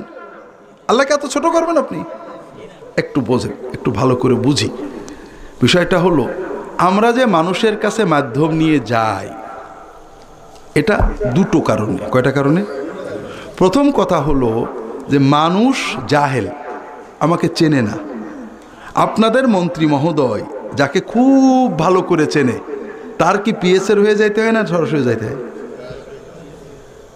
তাহলে পিএস হয়ে, মন্ত্রী হয়ে, চামচা হয়ে যেতে হয়, চেনে না তাই। কারণ আমি কেমন, আমি কি সত্য বলছি না মিথ্যা, উনি তো বুঝতে পারবেন না। কিন্তু উনার প্রিয় পরিচিত কেউ যদি রিকমেন্ড করে দেয় যে না, লোকটা ভালো, সত্য, আমার একেবারে আপনজন, আমি চিনি, একটু ওর বিপদে পড়েছে, হেল্প করেন, তখন তার ভিতরে একটা ইতমিনান আসবে, কনফিডেন্স আসবে যে না, এটা পাই, সাহায্য এর পাওনা। কথা বুঝেন না? আল্লাহ তাআলাও তো তাই। বুঝেন আপনারা? আল্লাহ তো আমাকে চেনেন না, তারপরও আল্লাহ তাআলার কোটি কোটি কোটি কোটি বান্দা, আল্লাহ তাআলা নাউজুবিল্লাহ আস্তাগফিরুল্লাহ হয়তো বা ঝাপসা জানেন, অত অস্পষ্ট জানেন। যদি কোনো আল্লাহ নেককার বান্দারি কমেন্ট করে দেন তাহলে আল্লাহ কনফিডেন্ট হবেন নাকি? কোনো আল্লাহর বান্দা যদি মনে করে যে মানুষের কাছে যেতে গেলে যেমন একটা লোক পরিচয় করে দিলে সে আমাকে ভালো চিনতে, আল্লাহর কাছেও বোধহয় পরিচয় করিয়ে দেওয়ার, ইন্ট্রোডিউস করে দেওয়ার একজন লোক হলে ভালো হয়, তাহলে কি ইমানটা থাকলো? কথা বুঝতে পারছেন? দ্বিতীয়ত, যে কারণে মানুষের কাছে যেতে আমাদের মাধ্যম লাগে সেটা হলো মানুষ শুধু জাহেলু নয়, জালেম। জালেম মানে আপনাকে চেনে কিন্তু পার্সিয়ালিটি করলো। এলাকার কমিশনার দুইজনকেই চেনে, বিচারে পার্সিয়ালিটি করে না? করে। কিন্তু আপনি যদি তার কোনো প্রিয়জন, তার শ্বশুর শাশুড়ি বউ শালা, আমি কিন্তু আব্বা আম্মার কথা বলিনি, আজকাল লোকের আব্বা আম্মার কথা মানে না, এদেরকে দিয়ে সুপারিশ করিয়ে দেন যে আমার প্রিয় লোক একটু খেয়াল রেখো, তাহলে আর পার্সিয়ালিটি করতে পারে না, তাই না? কথা বোঝেননি? আল্লাহ তো এরকম। আল্লাহ আমাকে চেনেন, জানেন, বোঝেন, আমার পাওনা কি দিলে আমার ভালো হবে সব জানেন, তারপরও আমি চাইলে আল্লাহ দেবে না, আর কেউ বলে দিলে আল্লাহ দেবে, এরকম চিন্তা করলে কি ইমানটা থাকলো? তবে একটা জিনিস দেখেন, আপনারা মানেন কিনা, আল্লাহ সব জানেন, আমরা জানি, কিন্তু আমরা যে অনেক গুনাহ করেছি, আল্লাহর অবাধ্য, এটা তো আল্লাহ জানেন। নাউজুবিল্লাহ আস্তাগফিরুল্লাহ। আল্লাহ তো বদরাগী, দয়া মায়া কম, কিন্তু আমাদের মতো খলিফা জামাতাদের দয়া মায়া বেশি। কাজেই আমি যদি এখন আল্লাহর ডাকি, অন্তর দিয়েও ডাকি, আল্লাহ মন গলবে না। কিন্তু যদি কোনো হুজুরকে বলি হুজুর একটু বলে দেন, তখন আল্লাহ নেন।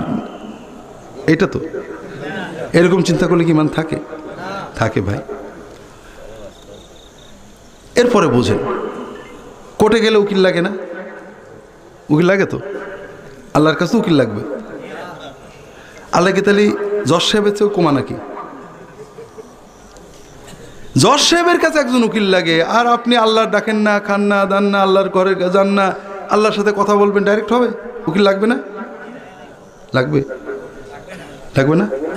কেন? জজের কাছে উকিল লাগে কারণ জজ জানে না যে কার দলিল ঠিক আর কারটা জাল, জানে নাকি? এই জন্য আইন দিয়ে বোঝানোর জন্য উকিল লাগে। আল্লাহ তো সেরকম। একটা কথা মনে রেখেন, আল্লাহকে পেতে উকিল লাগে, এটা হলো সব শিরকের মূল।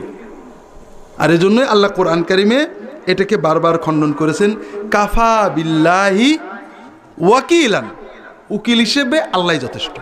ফাত্তাখিযহু ওয়াকিলান, উকিল ধরো আল্লাহকে, আল্লাহ তাত্তাখিযু মিন দুনি ওয়াকিলান, আল্লাহকে ছাড়া কাউকে উকিল ধরো না। কথা কি বুঝতে পারছেন? অনেক কথা আছে ভাইয়েরা। তাওহীদ যদি অন্তরে না আসে, বাকিগুলোতে কি কোনো লাভ হবে? কাজে এটা আমি জানি না, আমি মনে করি সিলেটের মানুষ তাওহীদ বোঝে, তারপরে অনেকে যদি না বোঝেন, এই জন্য একটু সময়টা নিচ্ছি। এবার আমরা বাস্তব গল্পে আসি। আমি যাব, উকিলের কথা যদি ভুলে যায় মনে করে দেবেন, উকিলের কথাটা আবার বলবো। আপনাদের সিলেটে ছোট বাচ্চাদের মা বাবা কিছু মারধর করে না? বেশি মারে কে? দাদি, আব্বা না আম্মা? আম্মা। তার মানে ছোট বাচ্চাদের বড় দুশ্মন হলো মা। হ্যাঁ, আচ্ছা, ছোট বাচ্চাদের হুকুম করে বেশি, মানে শিক্ষা দেয়, নির্দেশ দেয়, এটা কর, এটা করিস, এটা খা, এটা খা, এটা হাত দিস না, এটা খা, এটা খাস না, এগুলো বাবা না মা? তার মানে মাটা বড় জালেম, ঠিক না? বাবা কিছুই কয় না, মা কিছু হলেই খালি বলে এটা কর, এটা করিস না, বাথরুমে গেলেও মা জ্বালায়, খাইতে গেলেও মা জ্বালায়, ঠিক না বেঠিক? আচ্ছা, আমরা যারা ছোট থেকে বড় হয়েছেন, বাবার কথা কয়টা লঙ্ঘন করছে আর মায়ের কথা কয়টা লঙ্ঘন করছে? বেশি লঙ্ঘন করছে কার কথা? ঠিক না? বাবা 5টা বললে মোটামুটি 5টাই মানার চেষ্টা করছি, মা সারাদিন কয়েকশো বলে তার 12 আনাই উল্টোই দিছি, ঠিক না? তো এখন ওই সময় আমাদের ইমান ছিল, এখন ইমান গড়বড় হয়েছে। মনে করেন একটা 2 বছরের বাচ্চা, সে চিন্তা করলো আমার মা তো বদরাগী আর আমিও তো ভালো ছিলে না, মা 100টা হুকুম করলে 2টো মানি নে। আমি যদি মার কাছে কিছু বলি, মা তো একটা বকা দেবেই, মা তো আমার কথা শুনবে না। তো এখন থেকে আমি মার কাছে যা চাওয়ার দরকার হয় খালার কাছে যে চাবো। খালা খুব আদর করে, কোনোদিন রাগ করে না, যখনই যায় খালা আদর করে। খালার কত দয়া, কাজেই আমি যা চাওয়ার খালার কাছে যাব, খালা মার কাছে এনে দেবে। ওই ছেলেটা মায়ের কাছে যা চাওয়ার ওটা খালার কাছে যেয়ে বলে, খালা নিজে থাকলে দেয়, নইলে মার কাছে চেয়ে দেয় যে আপা কি বোন দেও, ওকে এটা দাও। এইরকম ছেলে যদি কোনো মায়ের থাকে, মা কি খুশি হয় না বিরক্ত হয়? ও কি মাকে সম্মানিত করছে না অপমানিত করছে? ও প্রমাণ করছে যে ওর মা ভালো মা না। ভালো মায়ের মাতৃত্বে 2টো দাবি আছে। একটা হলো যে সন্তানের মা হওয়ার যে দাবি, মাতৃত্বের দাবি, যে সন্তান তার কথাটা আগে যে কাকে বলবে? ব্যথা পেলে মা ডাকে, আমরা কি ডাকি? মা বলে ডেকে ওঠে না। পেটে খিদে লাগলে কাকে ডাকে? এটা মাতৃত্বের দাবি। আরেকটা দাবি হলো যে ছেলে যত কিছুই করুক, ছেলে যখন মা বলে যে কেঁদে পড়ে, ছেলের কষ্ট মা বুঝতে পারে, তখন কোনো কিছুই থাকে না, মা ছেলেকে আগে জড়াই ধরবে, ঠিক না? কোনো ছেলে যদি দাবি করে যে আমার মা খুব বদরাগী, আমি মায়ের খারাপ সন্তান, আমি চাইলে মা দেবে না খালা না বলা পর্যন্ত, সে কি মাকে সম্মানিত করছে না অপমানিত করছে? যে বান্দা মনে করে যে আমার সৃষ্টিকর্তা, আমার মালিক, আমার রব, আমার মাহবুদ, আমি চাইলে দেবে না, আমি গুনাহগার, আমার মালিক চাইলে দেবে না, অন্য কেউ বলে দিলে দেবে, সে কি তার মালিককে মাহবুদকে অপমান করছে না সম্মানিত করছে? অপমান করছে। আল্লাহ তাআলার রুবুবিয়তের উলুহিয়তের দাবি হলো যে বান্দা যত বিপদ আপদ বালা মুসিবত ভালো মন্দ প্রথমেই শেয়ার করবে কার কাছে? আল্লাহর কাছে। কাজেই ভাইয়েরা, আমরা ভুল বুঝি। শিরকের যে মূল চেতনা আমাদের ভিতরে কিভাবে যেন ঢুকে পড়েছে। ভালো, আমরা গুনাহ করি, আল্লাহ আমি গুনাহগার বান্দা, এগুলো ঠিক আছে, আমি গুনাহগার, আল্লাহ আমার কথা শুনবে না, এখান থেকেই যত বিপদের শুরু। কোন সন্তান যদি মনে করে আমি মায়ের কথা শুনি না, মা আমার কথা শুনবে না, তাহলে সে মাতৃত্বকে অপমান করলো, ঠিক না? ঠিক কোনো বান্দা যদি মনে করে আমি গুনাহগার, কাজে আল্লাহ আমার কথা শুনবে না, কারোর মাধ্যম দিয়ে বললে শুনবে, তখন সে আল্লাহর রুবুবিয়ত উলুহিয়তকে অপমান করে। কথা কি বুঝতে পেরেছে? ইউনুস আলাইহিস সালাম মাছে গিলে ফেলছিল, কি বলছিলেন? লা ইলাহা ইল্লা আনতা। তার মানে কি? আল্লাহ বিপদে পড়ে ডাকার মতো, বিপদ তরানোর মতো, বিপদগ্রস্তের কথা শোনার মতো তুমি ছাড়া কেউ নেই। আল্লাহ অন্যায় করেছে, তুমি উদ্ধার করো, এটা তো কথা। এটার নাম হলো লা ইলাহা ইল্লাল্লাহ। আপনি একজন পীরের দরবারে যাবেন, ভালো মানুষ, কি জন্য? শিখতে, দিন শিখব, দিন পালনের আগ্রহ তৈরি করব। একজন আলেমের কাছে যাবেন, দাড়ি রাখা দিনের ইবাদত, জানে না এমন বাঙালি আছে নাকি? আছে, সবাই জানে যে দাড়ি রাখা দিনের একটা ইবাদত, কিন্তু সবাই রাখতে পারেন না। কিন্তু হঠাৎ একজন নেককার মানুষের সোহবতে গেছে, একটা নেক দলে চলে গেছে, একটা নেক গ্রুপে আসছে, দাড়িটা রেখে দেয়, ঠিক না?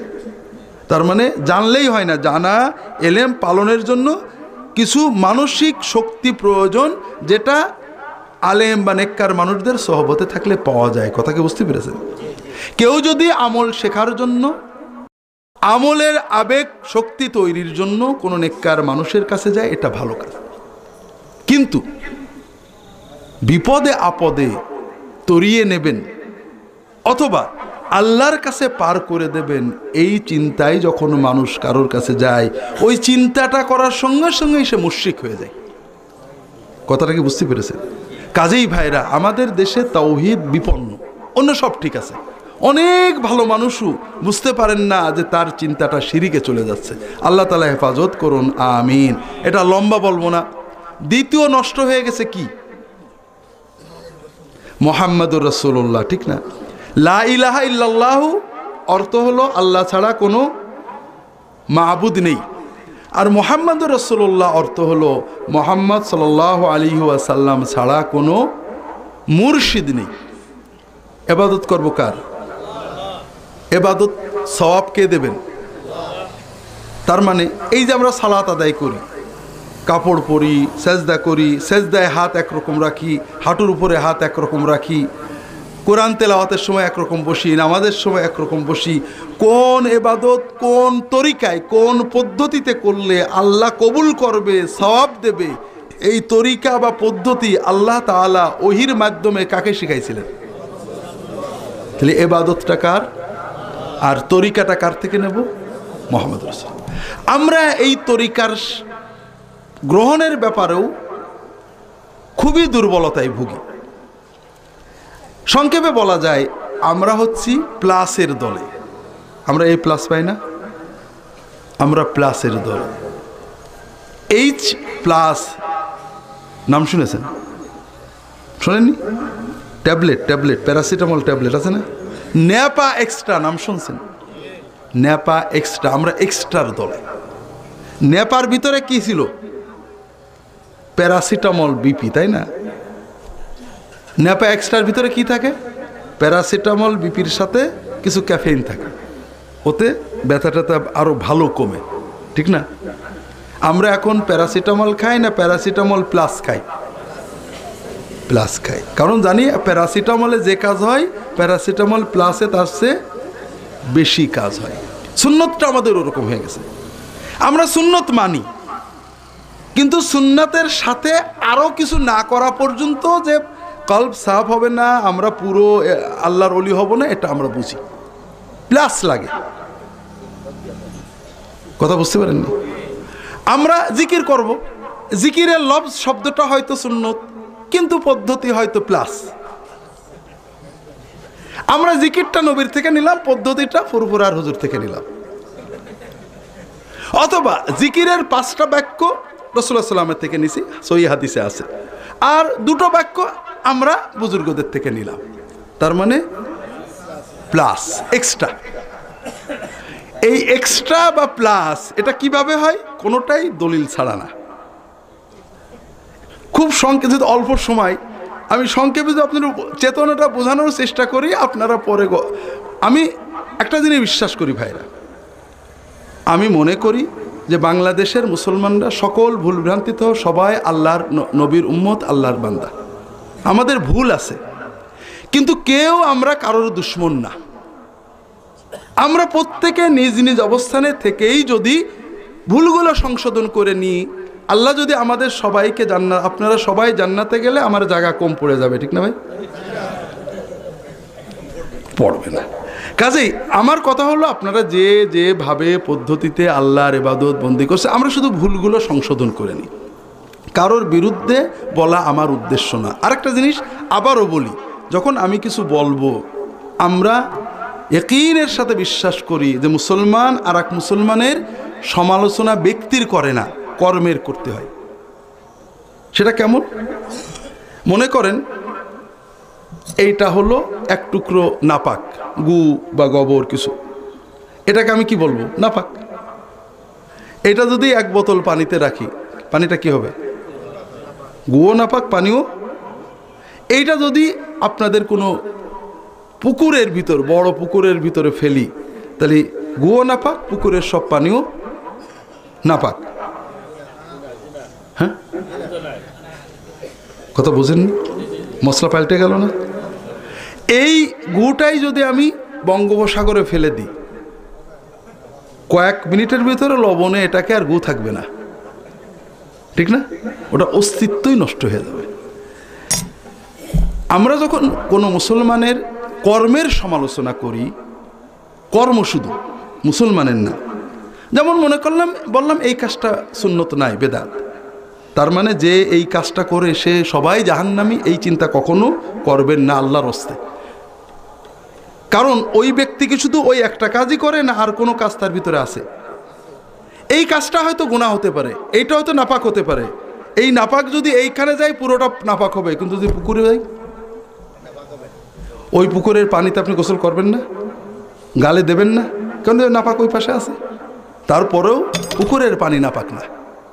কাজে একজন মুমিন দিনের ইবাদত করে, দিনের আলেম, দিনের দায়ী, দিনদার মানুষ, তার ভিতরে 2টো অন্যায় থাকতে পারে। আমি তার কাজটাকে অন্যায় বলছি, সেই মুমিনটাকে আমি খারাপ বলছি না। দিনের একজন দায়ী সমুদ্রের মতো, তিনি দিনের খেদমত করছেন, দাওয়াত দিচ্ছেন, দিন পালন করছেন, দিনের জন্য জীবনকে বিপন্ন করছেন, দিনের জন্য অনেক কষ্ট করছেন। তার ভিতরে আমি একটা কাজ সমালোচনা করতে পারি, তবে কখনোই তাকে নাই। আমি জানি ইন্নাল হাসানাতি ইউযহিবনা সাইয়্যাত, নেক আমলের মাধ্যমে আল্লাহ গুনাহ ভুলভ্রান্তি মাফ করে দেন। কথা বুঝতে পারেননি? কাজে আল্লাহর রাস্তে আমি যখন বলবো, দয়া করে কোনো মুসলমান দল গ্রুপের ভিতরে কিছু চিন্তা করবেন না। আমরা কর্মের কথা বলি। যে মোমেন কর্মটা করেন, আমরা আশা করি মোমেন আরও ভালো সুন্নত মতো কর্ম করে আরও ভালো জান্নাতে যাবে। না করলে বিষয়টা তার। আমরা কর্মের বিধান বলি, মুমেনের নয়। কথা কি বুঝতে পেরেছেন? এটা একটু খেয়াল রাখবেন, পরে আবার বলার চেষ্টা করব। তাহলে আমরা বলছি আমরা সবাই প্লাসের দলে, ঠিক না? হ্যাঁ, সুন্নতের গুরুত্ব আমরা সবাই স্বীকার করি, তবে আমরা চেতনে বা অবচেতনে মনে করি শুধু সুন্নত যথেষ্ট নয়, সুন্নতের সাথে আরও কিছু লাগবে। এই যেটা লাগবে এটা কোনোটাই দলিল শূন্য নয়, কোরআন সুন্নাহর দলিল দিয়ে। অকাট্য, অকাট্য মানে যা কাটা যায় না, অর্থাৎ ছুরি দিয়ে কাটা যায় না, কাশি দিয়ে কাটা যায় না, রামদা দিয়েও কাটা যায় না। তা আমি একটা বিষয় আপনাদের বোঝাতে চেষ্টা করি দূর থেকে, কাছে থেকে না। কাছে থেকে বললে মানুষরা কষ্ট পায়, রাগ করে। একজন মানুষ পায়ে ব্যথা হয়েছে, বসে কোরআন শরীফ পড়ছিল, পা ব্যথা হয়েছে, দাঁড়িয়ে পড়েছে। আমার মতো পায়ের সমস্যা, বসে থাকতে পারেনি, দাঁড়িয়ে কোরআন পড়েছে, জায়েজ হবে? কোরআন শরীফ দাঁড়িয়ে পড়া জায়েজ না না জায়েজ? গুনাহ হবে নাকি? না। কিন্তু একজন মানুষ বসেছিল, গল্প করছিল, হঠাৎ কোরআন পড়ার শখ হলো, তাড়াতাড়ি কোরআন কারিম হাতে নিয়ে দাঁড়িয়ে পড়ল। কারণ সে মনে করে বসে কোরআন পড়া ঠিক না, দাঁড়িয়ে কোরআন পড়লে আদব হয়, সওয়াব বেশি হয়। এটা কি বলবো? এটা হলো প্লাস হয়ে গেল। প্লাস হয়ে গেল না? কিভাবে পরে বলবো।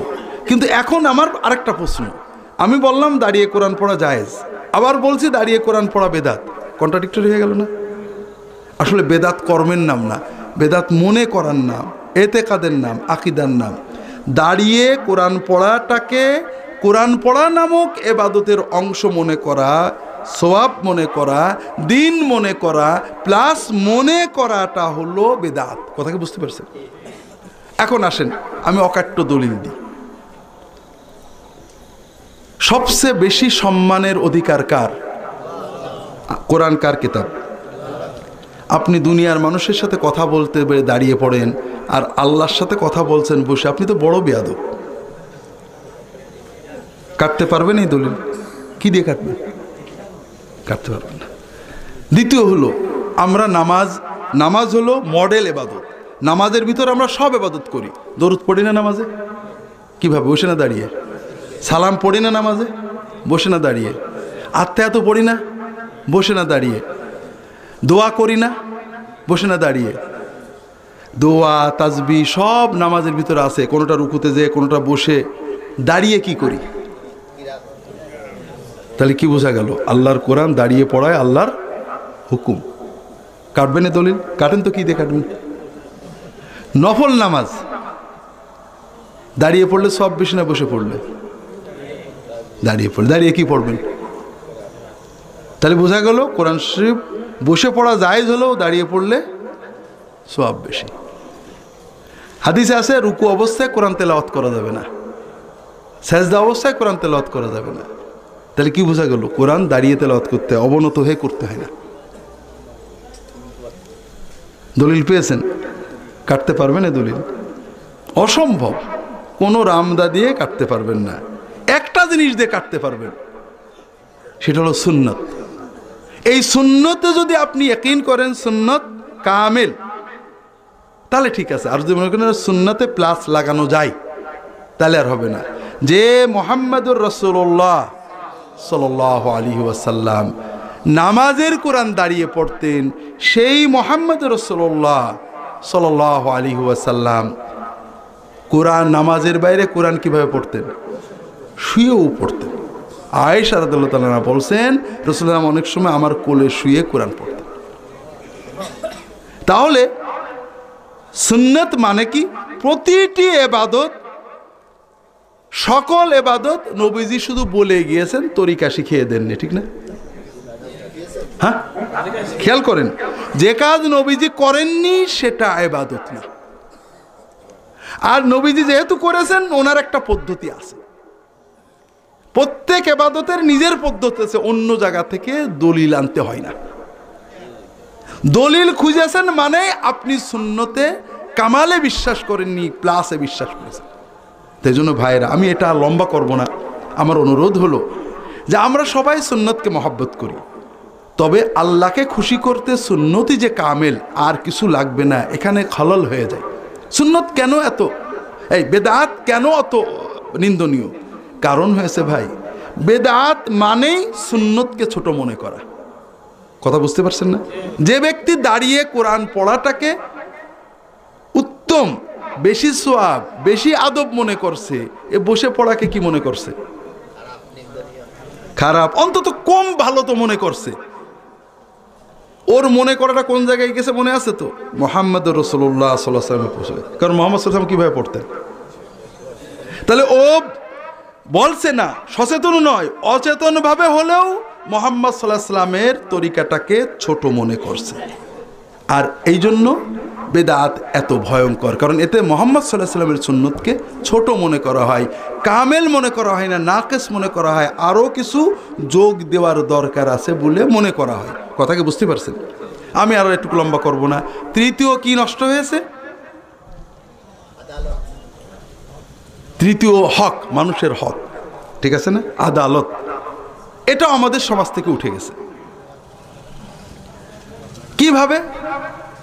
আমাদের সমাজে বিভিন্ন দলাদলি আছে, আপনাদের সিলেটেও হয়তো আছে, আছে না নেই? আছে। যেমন আমাদের দেশে আছে, আপনাদের দেশে মিলাদ কিয়াম নিয়ে মতভেদ আছে, আছে না? আমাদের দেশে আছে, আপনাদের দেশে আছে কিনা জানি না, জোরে আমিন, আস্তে আমিন, রফা দাইন ইত্যাদি নিয়ে মতভেদ আছে, ঝগড়া আছে, মারামারিও আছে, আপনাদের দেশে কিনা জানি না। কিন্তু আমরা যারা এক দল আরেক দলের বলছি, ও মিলাদ পড়ে অথবা পারে না, ওর সাথে সালাম কালাম করা যাবে না, ওর সাথে সমাজ করা যাবে না, এরকম আছে না? ও রফা দাইন করে অথবা করে না, ওর সাথে সমাজ করে, ও আমাদের দল না, ও ভিন্ন, এরকম আছে না নেই? কিন্তু ও পিতামাতার হক দেয়নি, ও অন্যায় বিচার করে, অথবা ও স্ত্রীর অধিকার দেয়নি, ও পড়শির হক নষ্ট করেছে, কাজে ওর সাথে দল করা, ওর সাথে এক সমাজ করা যাবে না, এই কথাটা আছে কিনা? নাই। অথচ আপনাদের বলবো ভাইয়েরা, অনেক কথা বলার আছে, সব তো বলা হয় না, মনেও থাকে না। আমরা যেগুলো নিয়ে ঝগড়া করি, কোরআনে এগুলো নিয়ে ঝগড়া করতে বলা হয়নি। দুর্ভাগ্য, সবচেয়ে বড় দুর্ভাগ্য যে আমরা ঝগড়া করছি কারা, একটু পরে বলবো, যেহেতু প্রসঙ্গ আসলো একটু বলি। আমাদের সমাজে, আপনাদের সিলেট আমি ভালো জানি না, নামাজি লোকের সংখ্যা 100-এর ভিতরে সর্বোচ্চ 15 জন। আপনাদের দেশে বেশি আমি জানি, কারণ আমি শুনেছি, আমাকে ইঞ্জিনিয়ার সাহেব বলেছেন যে মাগরিবের আজান হলে সিলেটে মনে হতো কারফিউ, গাড়ি ঘোড়া, বেবি ট্যাক্সি থেমে টেমে সব নামাজে চলে যেত। এখন কেমন হয়েছে, এখন কিছু হয়তো পাল্টেছে। রোজা না রাখলে সামাজিক বিচার হতো। এটা কিন্তু অনেক বড় জিনিস আমাদের দৃষ্টিতে নাই, ওই যারা দূর থেকে আমাদের দেখে দেখে এই তাদের দৃষ্টিতে অনেক বড় জিনিস। এটাকে আমাদের সমাজে নামাজি লোকের সংখ্যা কম, নামাজবিহীন ইমানদারের সংখ্যা বেশি। নামাজবিহীন ইমানদারদের দিন অধিকাংশই দরবার বা মাজার ইত্যাদি কেন্দ্রিক। এই দরবার বা মাজার কেন্দ্রিক মানুষেরা ঝগড়া করছে না। মনে করেন তাদের বিশ্বাস অনুযায়ী দুনিয়াতে গৌসে আজম একজন থাকতে হয়। বাংলাদেশে এইরকম একজন গৌসে আজম প্রায় 100 জন আছে। প্রত্যেকেই বলছে আমার হুজুর গৌসে আজম, কিন্তু কেউ কারোর বিরুদ্ধে বলছে না। বলছে নাকি? যার যার মতো চলে যাচ্ছে, ঠিক না? মুজাদ্দেদে জামান নাকি দুনিয়াতে একজন থাকতে হয়, এরকম একজন মুজাদ্দেদে জামান বাংলাদেশে কয়েক হাজার আছে। কেউ কারোর বিরুদ্ধে ঝগড়া করছে না, বলছে না যে এই ও মুজাদ্দেদ, আমার হুজুর মুজাদ্দেদ জামান, ও জামান না, এরকম বলছে নাকি? বলছে না। এরকম আল্লাহর ভান্ডার সব নাকি একজনের কাছে থাকে, নাউজুবিল্লাহ। প্রত্যেকেই বলছে আমার হুজুরের কাছে আল্লাহর ভান্ডার আছে, কেউ কারোর বিরুদ্ধে বলছে না, বলছে নাকি? বলছে না। আমরা ঝগড়া করছি কারা বেশি? হ্যাঁ, যারা নামাজি, যারা মসজিদে যাই, যারা দিনকে মহব্বত করি, যারা দিনের বিরোধিতা দেখলে চোখে পানি এসে যায়, কলিজায় অস্থির হয়ে যায়, যারা ন্যাংটো পোশাক পরা, সুদখোর, ঘুষখোর, হারামখোর, মদখোর, পর্দা বেপর্দা, সবাই যাদের কাছে যেতে পারে, কোনো দিনের কথা শুনতে হয় না, সবাই সমান দোয়া পায়, তারা ঝগড়া করছে না, করছে নাকি? আমরা যারা মদখোর দেখলে কলিজা কাঁপে, কষ্ট হয়, দিনদার দেখলে আনন্দ পাই, শরিয়াকে যারা আমরা গুরুত্ব দিই, তাওহীদ সুন্নতকে গুরুত্ব দিই, তারা কি করছি? কি নিয়ে? ছোট ছোট বিষয় নিয়ে, খুব বড় জিনিস নিয়ে না। আমি একটু আপনাদের বলবো, এটা আমার খুব কষ্ট দেয় ভাইয়েরা। আমরা যেগুলো নিয়ে ঝগড়া করছি এগুলো হাদিসে আছে অথবা নেই, কিন্তু এগুলো নিয়ে ঝগড়া করার কথা হাদিসে নেই। আমার এক ভাই আছেন, শেখ আকরামুজ্জামান হাফেজাহুল্লাহ, হয়তো আপনাদের এখানে আসছেন কিনা জানি না, জি, উনি আমাকে দাওয়াত দিলেন যে ভাই আমাদের, উনি উত্তর খান এলাকায় ওইদিকে থাকেন, আমাদের ভাইয়েরা আপনার ওয়াজ শুনতে চায়, একটু আসবেন একবার। তো সময় দিলাম একবার। তো মাহফিলের পরে অনেক প্রশ্নগুলো একই ধরনের, হাত বাঁধা কোথায় বাঁধবে, বেতের কয় রাকাত হবে, কি বলে আল্লাহুম্মা সাল্লি আলা মুহাম্মদ ওয়া আলিহি ওয়াসাল্লাম, আমিন জোরে না আসতে, রফুল ইয়াদিন কয়বার হবে, এই বিষয়। তা আমি বললাম যে ভাই এইসব ব্যাপারে আমার জানা মতে হাদিস দুই রকমেরই আছে। মুহাদ্দিসিনরা কেউ এটাকে জোর, কেউ এটাকে দুর্বল বলেছেন, অথবা দুটোকেই সহি বলেছেন, কোনোটাকে বিভিন্ন প্রাসঙ্গিক কারণে জোর দিয়েছেন। তবে হাদিস আছে, এ পক্ষেও হাদিস পাই, ও পক্ষেও হাদিস পাই, কিন্তু একটা ব্যাপারে হাদিস পাচ্ছি না যে। তো ভাইরা, আমি জিজ্ঞেস করলাম ওনাদের, বলবো কেন? হ্যাঁ হুজুর বলেন, কোন ব্যাপারে হাদিস পাওয়া যায় না? বললাম যে এইগুলো নিয়ে ঝগড়া করার ব্যাপারে কোনো হাদিসই আমি পাচ্ছি না। সাহাবীরা 3 রাকাত বেতের পড়েছেন, 1 রাকাত বেতের পড়েছেন, বেশি পড়েছেন, প্রমাণিত। কেউ বেতেরকে গুরুত্ব বেশি দিয়েছেন, কেউ একেবারে সুন্নতের মতো মেনেছেন, প্রমাণিত। কিন্তু একজন আরেকজনের বিরুদ্ধে বলেছেন, বিশ্বাস করেন একটা প্রমাণ নেই। একটু আগে আমাদের ইঞ্জিনিয়ার সাহেব বললেন মুসাফাহার কথা, হাত মিলানোর কথা। আমার খুব কষ্ট লাগে, অনেক সমাজে আমাদের আলেম উলামা আছেন, 1 হাত মিলালে বলে যে ইহুদি খ্রিস্টানদের মতো, আবার অনেকে আছে 2 হাত মিলালে বলবে যে নাজায়েজ বা বেদাত। আমি এটা বুঝি না ভাই। বিষয় হলো হাদিস বলছে হাত মিলাও, তা আমি 1 হাত মিলালে মুসাফা হবে না, অথবা ইহুদি খ্রিস্টানরা করে বলে আমরা করতে পারবো না। ইহুদিরা বড় বড় দাড়ি রাখে, তার মানে আমরা দাড়ি কেটে ফেলবো নাকি? তুরস্কের মুসলমানদের দলিল হলো খালেফুল ইহুদ, ইহুদিদের বিরোধিতা করো, কারণ ইহুদিরা বড় দাড়ি রেখে তোমরা কেটে ফেলো। কথা বুঝতে পেরেছো?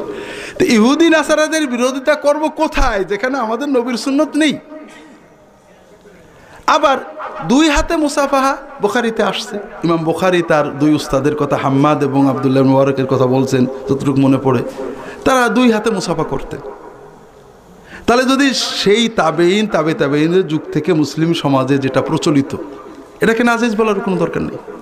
আপনি কথা বুঝতে পেরেছেন? আপনি একটাকে আমলের আনতে পারেন। আমি ভাই এ ব্যাপারে খুব সিম্পল, যে দেশের মুসলমানের 1 হাতে করে আমি 1 হাতেই করি, দেশের মুসলমান 2 হাতে করে 2 হাতেই করি, সৌদি আরবে সবাই 1 হাতে করে। আমি মনে করি 1 হাত 2 হাত যাই করি, মুসাফাহার যে সওয়াব, মুসাফাহার সওয়াব কি? হ্যাঁ, হাত যখন এক জায়গা হয় গুনাহগুলো ঝরে পড়ে। এর সাথে আমরা কিছু বাড়িয়েছি, যেটা ভাই বললেন হাত বুকে আনা, এগুলো কিন্তু একেবারেই বানানো, কিছুই নেই এতে। তো যেটা বলছিলাম, যতটুকু হাদিসে আছে সাহাবী তাবেঈনদের থেকে আমল পাওয়া যায়, এখানে ভিন্নতা থাকবে, কিন্তু ঝগড়া করাটাই হলো হাদিস বিরোধী কাজ। তো দুর্ভাগ্য হলো আমরা যারা দিন সম্পর্কে সচেতন তারা ঝগড়া করছি, ফলে কি হচ্ছে, দিনই দাওয়াত ব্যাহত হচ্ছে। সবচেয়ে বড় যেটা দিয়ে শুরু করছিলাম, দিনের যে মূল দাওয়াত, এটা নষ্ট হচ্ছে। সেটা হলো আদালতের দাওয়াত, ইনসাফের দাওয়াত, বান্দার হকের দাওয়াত, তাওহীদের দাওয়াত, সুন্নতের দাওয়াত। সবচেয়ে বড় যেটা হচ্ছে ভাইরা, উকিলের কথা বলেছিলাম, মনে আছে? হ্যাঁ, এবার এখানে মনে পড়লো, আবার আসলাম। 1978 সালে আমেরিকার কলোরাডো স্টেট একটা আছে, সেখানকার কলোরাডো স্প্রিংস শহরে north American conference on Muslim evangelization, মুসলমানদের খ্রিস্টান বানানোর ব্যাপারে নর্থ আমেরিকান মহাসম্মেলন। এখানে তারা সিদ্ধান্ত নেয় আগামী 50 বছরের ভিতরে, অর্ধ শতাব্দীর ভিতরে বাংলাদেশকে খ্রিস্টান মেজরিটি দেশ বানাতে হবে এবং 2015-এর ভিতরে বাংলাদেশের 1/3 খ্রিস্টান হবে। আপনারা হয়তো জানেন না, খেয়ালও করছেন না, কারণ আপনাদের ঝগড়া নিয়ে আসেন। 30 বছর আগে বাংলাদেশে খ্রিস্টান 10,000-ও ছিল না, এখন 1 কোটিরও বেশি খ্রিস্টান এবং অধিকাংশ মুসলমানের সন্তান। ঢাকা শহরে অনেক পকেট বড় বড় এলাকা খ্রিস্টান পুরো, এবং আপনি বাড্ডা ওই এলাকায় যাবেন, বিশাল বিশাল হাউজিং হয়েছে, একেবারে খ্রিস্টান হাউজিং সোসাইটি। শুয়োরের গোশত বেচতে হয়, খ্রিস্টানরা কেনেন, এরকম এলাকা আছে, বাজার আছে। আপনারা ঝগড়া করছেন, আলহামদুলিল্লাহ। আপনাদের সুসংবাদ, আমাদের এলাকায় আলমডাঙ্গা বলে, চুয়াডাঙ্গা জেলার একটা থানা, সেখানে মুসলমানরা মারামারি করেছে জোরে আমিন আস্তে আমিন নিয়ে, এবং একজন শহীদ হয়ে গিয়েছে। তা আপনারা এরকম মারামারি করবেন, শহীদ হবেন, এক সময় হুঁশ হবে, হয়তো তখন বাংলাদেশের মেজরিটি খ্রিস্টান হয়ে গেছে। কারণ আমরা ময়দানে কাজ করি, ওই আলমডাঙ্গাতেই গেছি, বিশ্বাস করেন। ওখানে আবার খ্রিস্টান মিশনারিদের কাজ খুব বেশি। আমাদের মেহেরপুর আলমডাঙ্গা অনেক বড় বড় চার্চ হয়েছে, খ্রিস্টান কমিউনিটি হয়ে গেছে। তা আমরা যখন এক অংশকে বলি যে ভাই খ্রিস্টান হয়ে যাচ্ছে, ওইটা একটু দাওয়াত দিতে হবে, তাদেরকে বুঝাতে হবে। তারা বলেন যে ভাই ওইগুলো রাখেন, আগে বড় ফিতনা দূর করি। আহলে হাদিস ফিতনা বড় ফিতনা। মানুষ খ্রিস্টান হলে ফেরানো যায়, আহলে হাদিস হলে ফেরানো যায় না। ওরা তো ইসলামের কলঙ্ক, ওরা তো অরিজিনালেই কাফের। ওরা খ্রিস্টানের সমস্যা কি? ভালোগুলো থাক, সেগুলোতে আমাদের চলবে। বাস্তব কথা বলছি ভাইরা, বানিয়ে বলছি না। এবারও কিছু কম বেশি আছে, থিমটা ঠিক আছে। তা আমার তো মনে হয় ভাই, আমরা যেসব বিষয় নিয়ে ঝগড়া করছি এগুলো সিলি। যে বিষয়ে মতভেদ সাহাবীদের যুগে ছিল, সেই বিষয়ে মতভেদ দূর করাটা, চেষ্টা করা একটা বেদাত। আর যে বিষয়ে মতভেদ সাহাবীদের যুগে ছিল না, সেই মতভেদ তৈরি করাটা হলো বেদাত। কারণ আমাদের মডেল মুহাম্মদ রাসূলুল্লাহ সাল্লাল্লাহু আলাইহি ওয়াসাল্লাম এবং সাহাবায়ে কেরাম। এজন্য আমরা আল্লাহর হক বান্দার হকের বিষয়টা ভুলে যাচ্ছি। যেমন একজন মানুষ পিতামাতার হক দেয় না, মানুষের উপর জুলুম করে, কিন্তু হাতটা নাভির নিচেই বাঁধে, অথবা আমাদের হানাফি কায়দায় নামাজ পড়ে, সে আমার প্রিয়। আর একজন একটু নামাজটা অন্য পদ্ধতিতে পড়ে, নামাজ আল্লাহর পড়ে, মাশাআল্লাহ বান্দার হক আল্লাহর হক বোঝে, তাকে আমি ওরকম দেখতে পারছি না। এরকম আছে না নেই? কথাটাকে বুঝতে পেরেছেন আপনারা? এর বিপরীতে একজন লোক হাতটা হয়তো আমার মতো বাঁধে, হয়তো নামাজটা আমার মতো পড়ে, কিন্তু সে বান্দার হক দেয় না, পিতামাতার হক নষ্ট করছে, অথবা এই জাতীয় জুলুমে লিপ্ত আছে। কিন্তু যেহেতু নামাজটা আমার পদ্ধতিতে পড়ে, সেজন্য আমার বেশি কাছের অন্য একজন আমার পদ্ধতির বাইরের নামাজ ওলাচ্ছে, সে আমার কাছে বেশি প্রিয়। এরকম আছে না নেই? আছে না ভাই? আমি তো দেখি। তো এটা আমাদের ভুল। মানুষের বিচার হবে সুন্নত দিয়ে। কি দিয়ে? যার ভিতরে আমি মানুষের দেখব নামাজ পড়লো কিনা, নামাজটা কতটুকু বেশি সুন্নত মোতাবেক হলো, এখন তার বাকি আমলগুলো কতটুকু সুন্নাহ মোতাবেক, নবীজি যেটাকে বেশি গুরুত্ব দিয়েছেন সেটাকে বেশি দিচ্ছে কিনা, যেটাকে ফরজ বলেছেন সেটাকে বলছে কিনা, যেটা করেছেন তাকিদ দিয়েছেন সেটা করছে কিনা। কথা কি বুঝতে পেরেছেন? একজন মুসলমান দাড়িওয়ালা, আমি কি তার দাড়ির বিচার করব, না কার কাছ থেকে দেখে দাড়ি শিখলো সেটা বিচার করব? কথা বুঝতে পারছেন না? কাজেই ভাইরা আমার এটা অনুরোধ হলো যে আদালতটাকে, বান্দার হক আদায় করাটাকে সর্বোচ্চ গুরুত্ব দিতে হবে। এরপরে আরেকটা কথা বলেই আমরা চতুর্থটাতে যাব, আল্লাহ তাআলা যদি তৌফিক দেন। সেটা হলো আল্লাহ রাসূল কি বললেন, যারা আদালত কায়েম করবে, যারা মানুষের হক ঠিক করে বুঝে দেবে, তারা আল্লাহর প্রিয় অলিদের ভিতরে প্রথম কাতারে থাকবে। ঠিক না ভাই? আমার কথাটাকে বুঝতে পেরেছেন আপনারা? রাগ করছেন? আমি শেষ করে দেব। আবার দেখছি প্রশ্ন আসবে নাকি। প্রশ্ন তো অনেক সময় লাগে, তো আমরা অন্তত 11টার ভিতরে শেষ করে দেবো ইনশাআল্লাহ। যেটা বলছিলাম,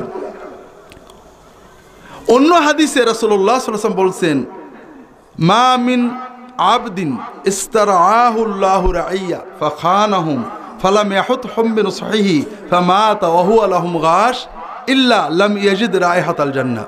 কাউকে যদি আল্লাহ কিছু মানুষের দায়িত্ব দেন, অল্প মানুষ বা বেশি মানুষ, পরিবার থেকে শুরু করে দেশ পর্যন্ত কোনো পর্যায়ে কিছু মানুষ তার অধীনে থাকে, ওই ব্যক্তি তাদের ইনসাফ করে না, তাদের হক আদায় করে না, তাদের প্রতারণা করে, তাদের হক নষ্ট করে, কিয়ামতের দিন সে জান্নাতের খুশবুও পাবে না। নাউজুবিল্লাহ বলেন না? না সিলেটের লোকেরা বলে না? এটা বলে। যেটা বলছিলাম, এই হাদিস থেকে আমরা বুঝলাম যারা জুলুম করেন, ইনসাফ করেন না, তারা জান্নাতে যাবেন না। ঠিক না? আরও বুঝলাম বাংলাদেশের মন্ত্রী, মিনিস্টার, জজ, ব্যারিস্টার কেউই জান্নাতে যেতে পারবে না। ঠিক না? কিন্তু আমরাও যে যাব না, এটা কি মনে পড়ছে? পড়ছে না। কারণ আমরা পরের দোষ খুঁজি, নিজেরটা না। আমাদেরও তো দায়িত্ব আছে। যেমন পারিবারিক দায়িত্ব, যারা বিয়ে করেছি প্রত্যেকেরই স্বামী আছে, স্ত্রী আছে, আছে না?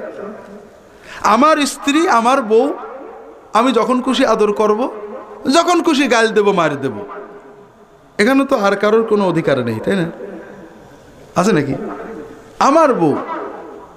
আমাদের সমাজে পুরুষ মসজিদে টাকা দেন, আল্লাহর দিনের জন্য সময় দেন, আল্লাহর জিকির ওজিফা নফল ফরজ আদায় করেন, কিন্তু বউয়ের সাথে ঝগড়া করেন, রুক্ষ আচরণ করেন, এরকম আছে না নেই? কারণ তার ইয়াকিন যে মসজিদে যেটা করি আল্লাহর, আর ঘরে বউর সাথে যেটা করি আমার দুনিয়ার কাজ, এখানে আল্লাহর কোনো সে থাকতে পারে না। এটাই তো কথা নাকি?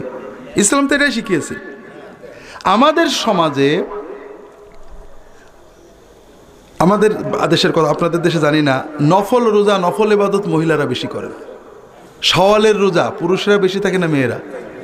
আপনাদের দেশেও একজন মেয়ে সওয়ালের রোজা রাখেন, অন্যান্য ইবাদত করেন, মাশাআল্লাহ, অন্যান্য বিভিন্ন ইবাদতের সাথে জড়িত, আল্লাহর ডাকেন, দান খয়রাত করেন, কিন্তু স্বামীর সাথে ঝগড়া করেন, যা তা গাল দেন, কথা বললেই তোমার কাছে কিছু পাইলাম না, জীবনে কোনো শান্তি পাইলাম না, শাশুড়ি, ননদ, পুত্রবধূ, বধূ এদের সাথে ঝগড়া করেন, রুক্ষ আচরণ, খারাপ আচরণ করেন, আছে না নেই?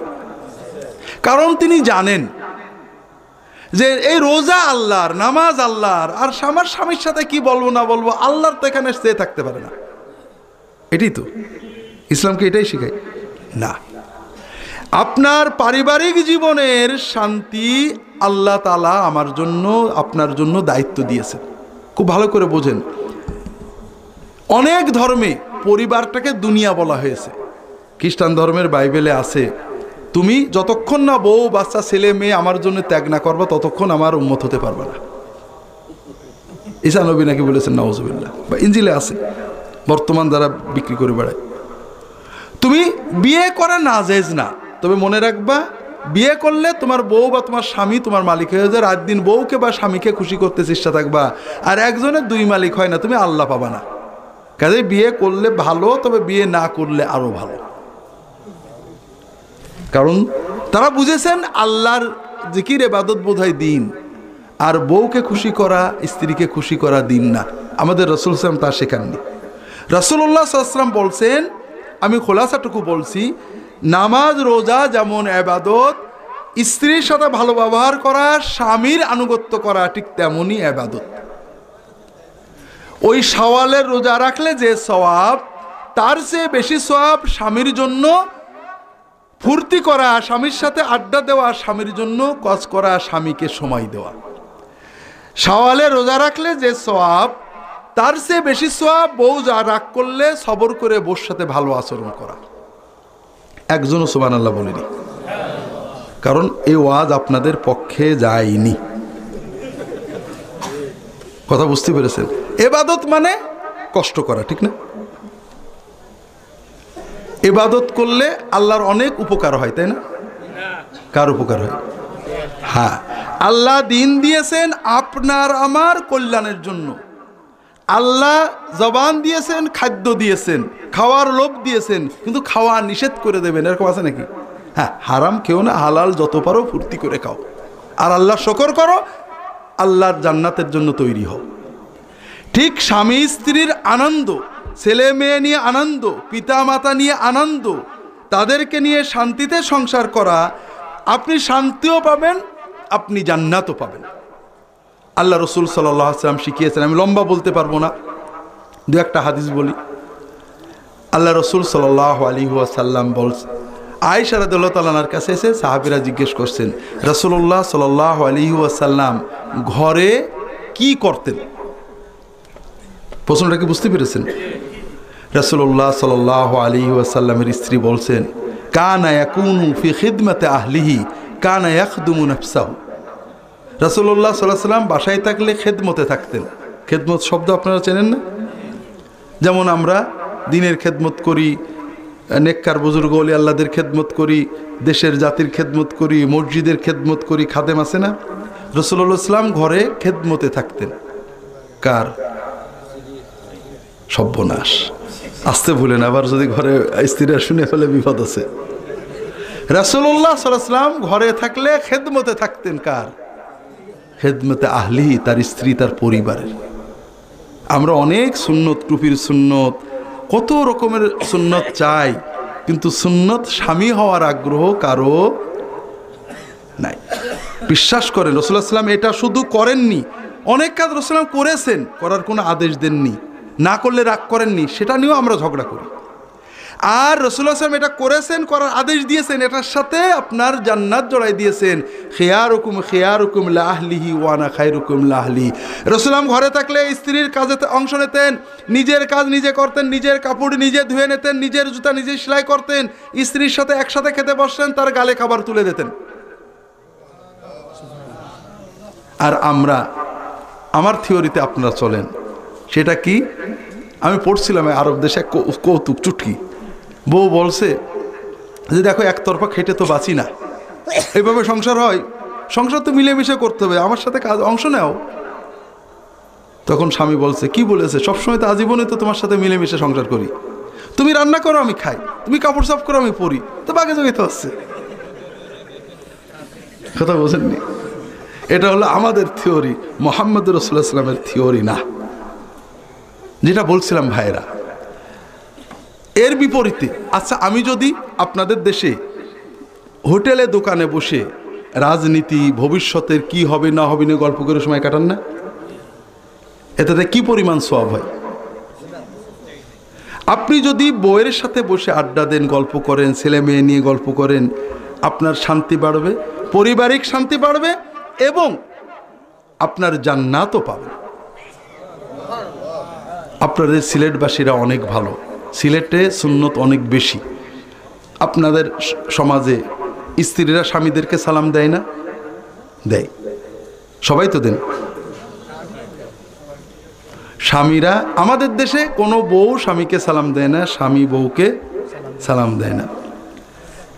আমাদের বিশ্ববিদ্যালয়ের একজন শিক্ষক ছিলেন, বলছেন যে ফ্ল্যাট বাড়িতে যে যদি বেল টেপেন, স্বামী দরজা খুললে আপনি সালাম দেন, বউ বলবে কেন, আমি তোমার বউ চিনতে পারোনি? তার মানে সালাম পরের বউকে দিতে হবে, নিজের বউকে দেওয়া যাবে না। কথা বোঝেননি? অথচ আল্লাহ রাসূল সাল্লাল্লাহু আলাইহি ওয়াসাল্লাম বলছেন, ইয়া বুনাইয়া ইযা দাখালতা বাইতাকা ফাসাল্লিম আলা আহলিকা ইয়াকুন বারাকাতুন আলাইকা ওয়া আলা আহলি বাইতিক। বাবা, তুমি যখন বাড়িতে ঢুকবে সালাম দেবে, বাড়িতে ঢোকার সময় যদি কেউ সালাম দেয় তার স্ত্রীকে, তার পরিবারের সদস্যদেরকে, ওই সালামের কারণে আল্লাহ ওই বাড়ির উপর বরকত নাজিল করবে। এই জন্য ভাইরা, পারিবারিক জীবনে এই যে সুন্নতগুলো রাসূল দিয়েছেন, হক, তাদের অধিকার, এগুলোর দিকে খেয়াল রাখতে হবে, এগুলোর জন্য আল্লাহর কাছে জবাবদিহি করতে হবে। আল্লাহ রাসূল সাল্লাল্লাহু আলাইহি ওয়াসাল্লাম বলছেন, লা ইয়ানজুরুল্লাহু ইলা ইমরাতিন লা তাশকুরু লিজাওজিহা ওয়া হিয়া লা তাস্তাগনি আনহা। যে স্ত্রী তার স্বামীর প্রতি কৃতজ্ঞ নয়, স্বামী তার জন্য পরিশ্রম করে, তার সামাজিক প্রোটেকশন। আচ্ছা, কারোর স্বামী মারা গেলে ওই স্ত্রীর সুবিধা বাড়ে না সমস্যা বাড়ে? স্বামী তার প্রোটেকশন, তার সামাজিক অর্থনৈতিক সেবায় থাকে। ভুল ত্রুটি আছে, সমস্যা আছে, কোনো স্বামী স্ত্রীর পুরো করতে পারে না, স্ত্রী স্বামীর পুরো আশা পূরণ করতে পারে, এটা ন্যাচারাল। কিন্তু যদি স্ত্রী তার স্বামীর যতটুকু করে এইটুকের কৃতজ্ঞতার হৃদয়ে না রাখে, সবসময় খোটা দেয়, সবসময় ঝগড়া করে, আল্লাহ রসুল সাল্লাম বলছেন আল্লাহ তাআলা ওই নারীর প্রতি তাকানি না। তাহলে আপনি সওয়ালে রোজা রেখে কি করবেন? আল্লাহ তো তাকাচ্ছেনই না। কাজেই ভাইরা, এই পারিবারিক অধিকারগুলো আদায় করতে হবে, সন্তানদের অধিকারগুলো আদায় করতে হবে। আল্লাহ তাআলা তৌফিক দান করুন, আমিন। লম্বা হয়ে গেছে, অল্প সময় বাকি আছে। আর 2-3 ক্যাটাগরি খুব সংক্ষেপে আল্লাহ রসুল সাল্লাম বলছেন, দ্বিতীয় ক্যাটাগরির আল্লাহর ওলি কারা? শাবুন নাশা ফি ইবাদাতি রাব্বিহি, ওই সকল যুবক যুবতী, কিশোর কিশোরী যারা যৌবনের শুরু থেকে, কৈশোরের শুরু থেকে আল্লাহর ইবাদতে বড় হয়েছে, তারাও আল্লাহর সেরা ওলি হিসেবে আল্লাহর দেওয়া সাওয়াই থাকবে। আমরা যারা বয়স হয়েছে তারা আল্লাহর ইবাদত করব, এটা খুবই স্বাভাবিক। কিন্তু যুবক যুবতী, কিশোর কিশোরী, তাদের রক্ত বলে পাপ কর, বন্ধু বলে পাপ কর, সমাজ বলে পাপ কর, পকেটের মোবাইল বলে পাপ কর, প্রতিষ্ঠান বলে পাপ কর, সকল পাপের দাওয়াতকে সে পায়ে দোলে যদি অন্তত ফরজ ইবাদত করে, হারাম থেকে বাঁচে, ও আল্লাহর প্রিয় ওলি, যাকে আল্লাহ আরো সে আশ্রয় দান করে। আমরা অনেক সময় দিনটাকে ঘুরিয়ে ফেলি। আমরা অনেকে 40, 50, 60 বছর বয়সে নামাজ শুরু করেছি। যে মসজিদে, আপনি জানি না সিলেটের কি অবস্থা, মসজিদে যদি একটা ছেলে যে ফরজ পড়ে সুন্নত না পড়ে চলে আসে, সবাই বিরক্ত হয়। আপনাদের দেশে বোধহয় এরকম হয় না? যদি টুপি মাথায় না দিয়ে খালি মাথায় যায়, সবাই বিরক্ত হয়। আপনার দেশে হয় নাকি? কিন্তু যে মসজিদে না যায়, তাহলে বোঝা গেল কি, নামাজ একটা অপশনাল কাজ। যদি করিস তো ভালো করে কর, আর নাহলে না করা অনেক ভালো। এটাই তো, এটা কি দিন ভাই? কোন যুবক, তরুণ, কিশোর খেলা দেখছিল, ফরজ পড়ে দৌড় মেরেছে, সমস্যা কি আপনার? ওকে বলেন মাশাআল্লাহ বাবা, তোমার মতো যুবক নামাজ পড়েছো, এখন বুঝি খেলতে যাচ্ছ, বাবা সুন্নতটা পড়ো, বলা যেত না? তো কাজেই ভাইরা, তরুণেরা যখন মসজিদে যায়, এটা নিয়ামত। আপনার দায়িত্ব ছিল ওদেরকে মসজিদে ডেকে নিয়ে, আপনি ডাকেননি, এমনকি আপনার ছেলেকেও নিয়ে যাননি। ছেলেকে শুধু বলো না যে মসজিদে যাও, ছেলের সামনে, এই বাবা, এই তুমি এই মেলা হচ্ছে যেও না বলে আপনি চলে গেলেন, এটা কোনো কথা হলো না। ওকে সময় দিতে হবে। ও কোথায় যাবে? ও চায় না যেতে, কিন্তু একসময় ও চলে যাবে। ওকে আপনার সাথে করে নিয়ে যেতে হবে, মসজিদে নিয়ে যাবেন, মেলায় নিয়ে যাবেন, বেড়াতে নিয়ে যাবেন, এটা ওর অধিকার।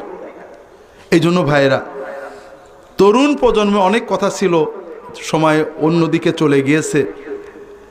তরুণ প্রজন্মের মানুষদেরকে দিনের ভিতরে আনা এবং দিন পালন করানো, এটা আমাদের দায়িত্ব। এই মাদ্রাসাটা এই জন্যই, নাকি বলেন? প্রবলেম হলো, একবার আমার এলাকার, আমি আবার হুজুর, আমাদের দিক হুজুর কম তো, ছোটোখাটো হুজুরই হুজুর, যে বনে বাঘ থাকে না সে বনে শিয়ালি রাজা, আমাদের অবস্থা তাই। তা এখন ছোটোখাটো যা টুকটাক অনুষ্ঠানে আমার যাইতে হয়। এক হেফজখানা উদ্বোধন করবে, নিয়ে গেছে, বড় লোকরা হেফজখানা বানাইছে। আমি 2 জন ছেলে পালবো, আজীবন খরচ দেবো, আমি 3টে পালবো, আমি 1টা পালবো। তা আমার যখন কথা বলার সময় আসলো, বললাম যে ভাই, আপনারা কি হেফজখানা মাদ্রাসা বানাইছেন গরিবের ছেলে টাকাতে পড়ানোর জন্য, না নিজের ছেলে পড়ার জন্য? ঠিক বলেন। যদি গরিবের ছেলে পড়ানোর জন্য হয়, আমি এখানে আসবো না। আমি আমার ছেলেকে কোরআন শেখাবো না, দিন শেখাবো না, আর একজনের ছেলেকে টাকা দিয়ে পড়াই দেবো, আমার দিন হয়ে যাবে না ভাই। ওটা একটা ভিন্ন ইবাদত, ওতে সওয়াব পাবেন। কিন্তু আপনার ছেলেকে দিন শেখানো আপনার ফরজে আইন ইবাদত। কাজেই আমাদের কষ্ট লাগে যে সচ্ছল সম্পদশালী মানুষের ছেলে মেয়েরা দিন শিখলো না, তারা টাকা দিলেন মাদ্রাসায়, তাদের সব কি হয়ে যায় ভাই? না ভাইরা, আমার অনুরোধ হলো ভাইরা, জীবন বড় কঠিন।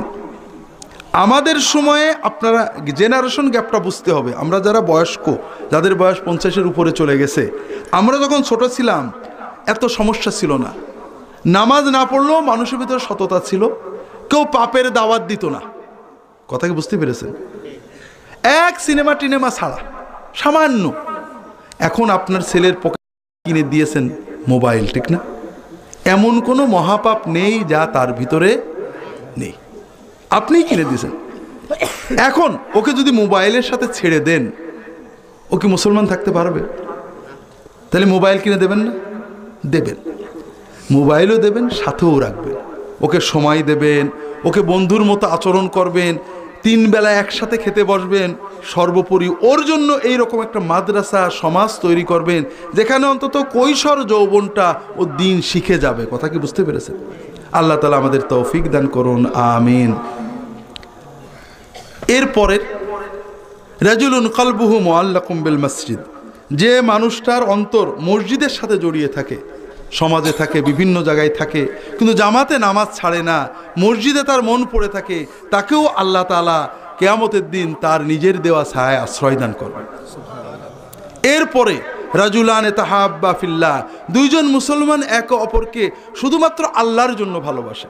কথা কি বুঝতে পেরেছেন? কোনো দুনিয়ার স্বার্থ না, এদেরকেও আল্লাহ তাআলা আরশের ছায়া আশ্রয় দান করবে। তো ভাইরা, আমি একটা জিনিস করি, আমার ব্যক্তিগত মত, ফিকহি মত, আকীদার মত বিভিন্ন থাকতে পারে। আমি কোরআন হাদিস পড়ে যেটা বুঝেছি, আমি অন্যের কথা ওটা ছাড়তে রাজি না। কিন্তু মুসলমানকে ভালোবাসার ব্যাপারে আমি মনটাকে বড় করতে চাই। আমি সমাজের বড় আর সকল মুসলমান আমি যেটা কোরআন সুন্নাহ থেকে বুঝেছি, মুসলমান যে তার ভিতরে ইসলাম ইমানের কিছু পাচ্ছি, সে আমার দলের, আমি তাকে ভালোবাসি। 2 নম্বর, দ্বীনের দায়ী যারা, দল মত নির্বিশেষ, হয়তো তার সাথে আমার অনেক মতের মিল নেই, আমি তাদের এক্সট্রা মহব্বত করি।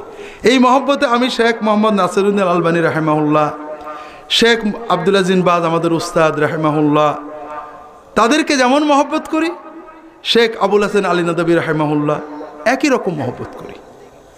ফিকহি মতামতের ভিন্নতা আছে, দূরত্ব আছে, তারা দ্বীনের দায়ী ছিলেন, দ্বীনের জন্য জীবন দিয়েছেন। আমার সাথে, আমার এখতিয়ারের সাথে তার অমিল হতে পারে, কিন্তু তাকে ভালোবাসবো না, তার এত খেদমতের মূল্যায়ন করব না, এটা আমি বুঝি না। আমি ডক্টর গালেবকে যেমন মহব্বত করতে পারি, আহমদ শফিকেও তেমনই মহব্বত করি অন্তর দিয়ে। এই মহব্বত করতে কোনো দ্বিধা পাই না। হয়তো বা অনেক সময় ওই আলেমের কোনো একটা মত আমার খারাপ লাগে, যে অত বড় আলেম এইরকম একটা বাজে কথা বললেন, কিন্তু এর জন্য ভালোবাসা কমে না। কারণ আমি ইয়াকিন করি নবীর পরে সবাই ভুল করতে পারে, আর মুমিনের ভুল একটা হলেই দোজখে চলে যাবে। কারণ কোরআনে আল্লাহ বলেছেন যে মুমিন যদি একটা নেকি করে তাহলে একটা সওয়াব, আর একটা গুনাহ করলে 100টা গুনাহ, 10টা গুনাহ। আল্লাহ কি বলেছেন?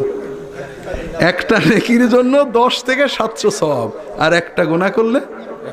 তাহলে আমি কি গুনাহকে বড় করে দেখব না সওয়াবকে বড় করে দেখব?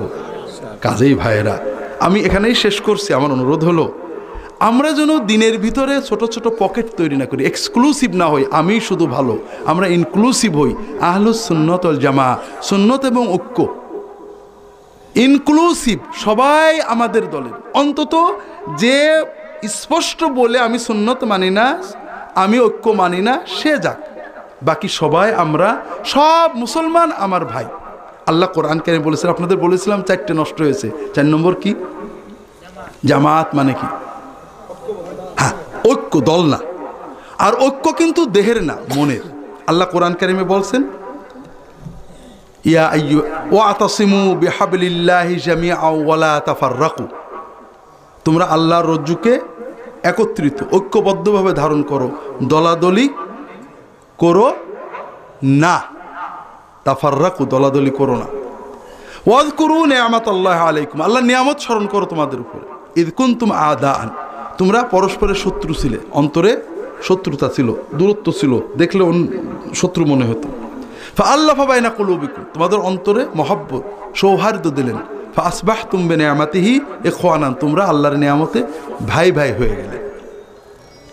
তাহলে অন্তরে শত্রুতা থাকার নাম তাফাররুক, বিভক্তি, দলাদলি। মুসলমান এক মসজিদে নামাজ পড়লাম, কিন্তু দেখে একটু দূর পর মনে হলো, শত্রুভাব মনে হলো, এটা হলো তাফাররুক। আর মুসলমান অন্তরে ভালো লাগে, যেখানেই থাক মুসলমানের ভালো শুনলে ভালো লাগে, অন্তরে ভালোবাসা, ভাই মনে হয়। এইটা হলো উখুয়াত, এইটা হলো জামাত। কাজেই আমরা সব মুসলমান ইনক্লুসিভলি, যে বলছে লা ইলাহা ইল্লাল্লাহ, যে বলছে মুহাম্মদ রাসূলুল্লাহ, সে আমার ভাই। হ্যাঁ, তার ভুলকে ভুল বলবো, কিন্তু ভালোবাসার ক্ষেত্রে, ভ্রাতৃত্ববোধের ক্ষেত্রে আমি কৃপণতা করব না। কোনো মুসলমানকে, কোনো কাফেরকেও যদি ভুল করে মুসলমান বলেন, সে দাবি করেছে, আপনি ভিতর জানেননি, কোনো দোষ নেই। কিন্তু কোনো মুসলমানকে যদি ভুল করে কাফের মনে করেন, তাহলে কি দোষ, অনেক বড় দোষ। তো কাজেই ভাইরা, আমরা মুসলমানদের ভালোবাসায় কৃপণতা করব না। মুসলমানের খারাপকে অবশ্যই খারাপ বলব, কিন্তু তার ভিতরে যে ভালোগুলো আছে এগুলোকে মূল্যায়ন করব। আমার কথা কি বুঝতে পেরেছেন? আল্লাহু তাআলা আলাম। আমি আর লম্বা করছি না। আল্লাহ তাআলা আমাদের সবাইকে তৌফিক দান করুন, আমিন। সুবহানাকা আল্লাহুম্মা ওয়া বিহামদিকা আশহাদু আল্লা ইলাহা ইল্লা আনতা আস্তাগফিরুকা ওয়া আতুবু ইলাইক। আল্লাহুম্মা সাল্লি আলা মুহাম্মাদ ওয়া আলিহি।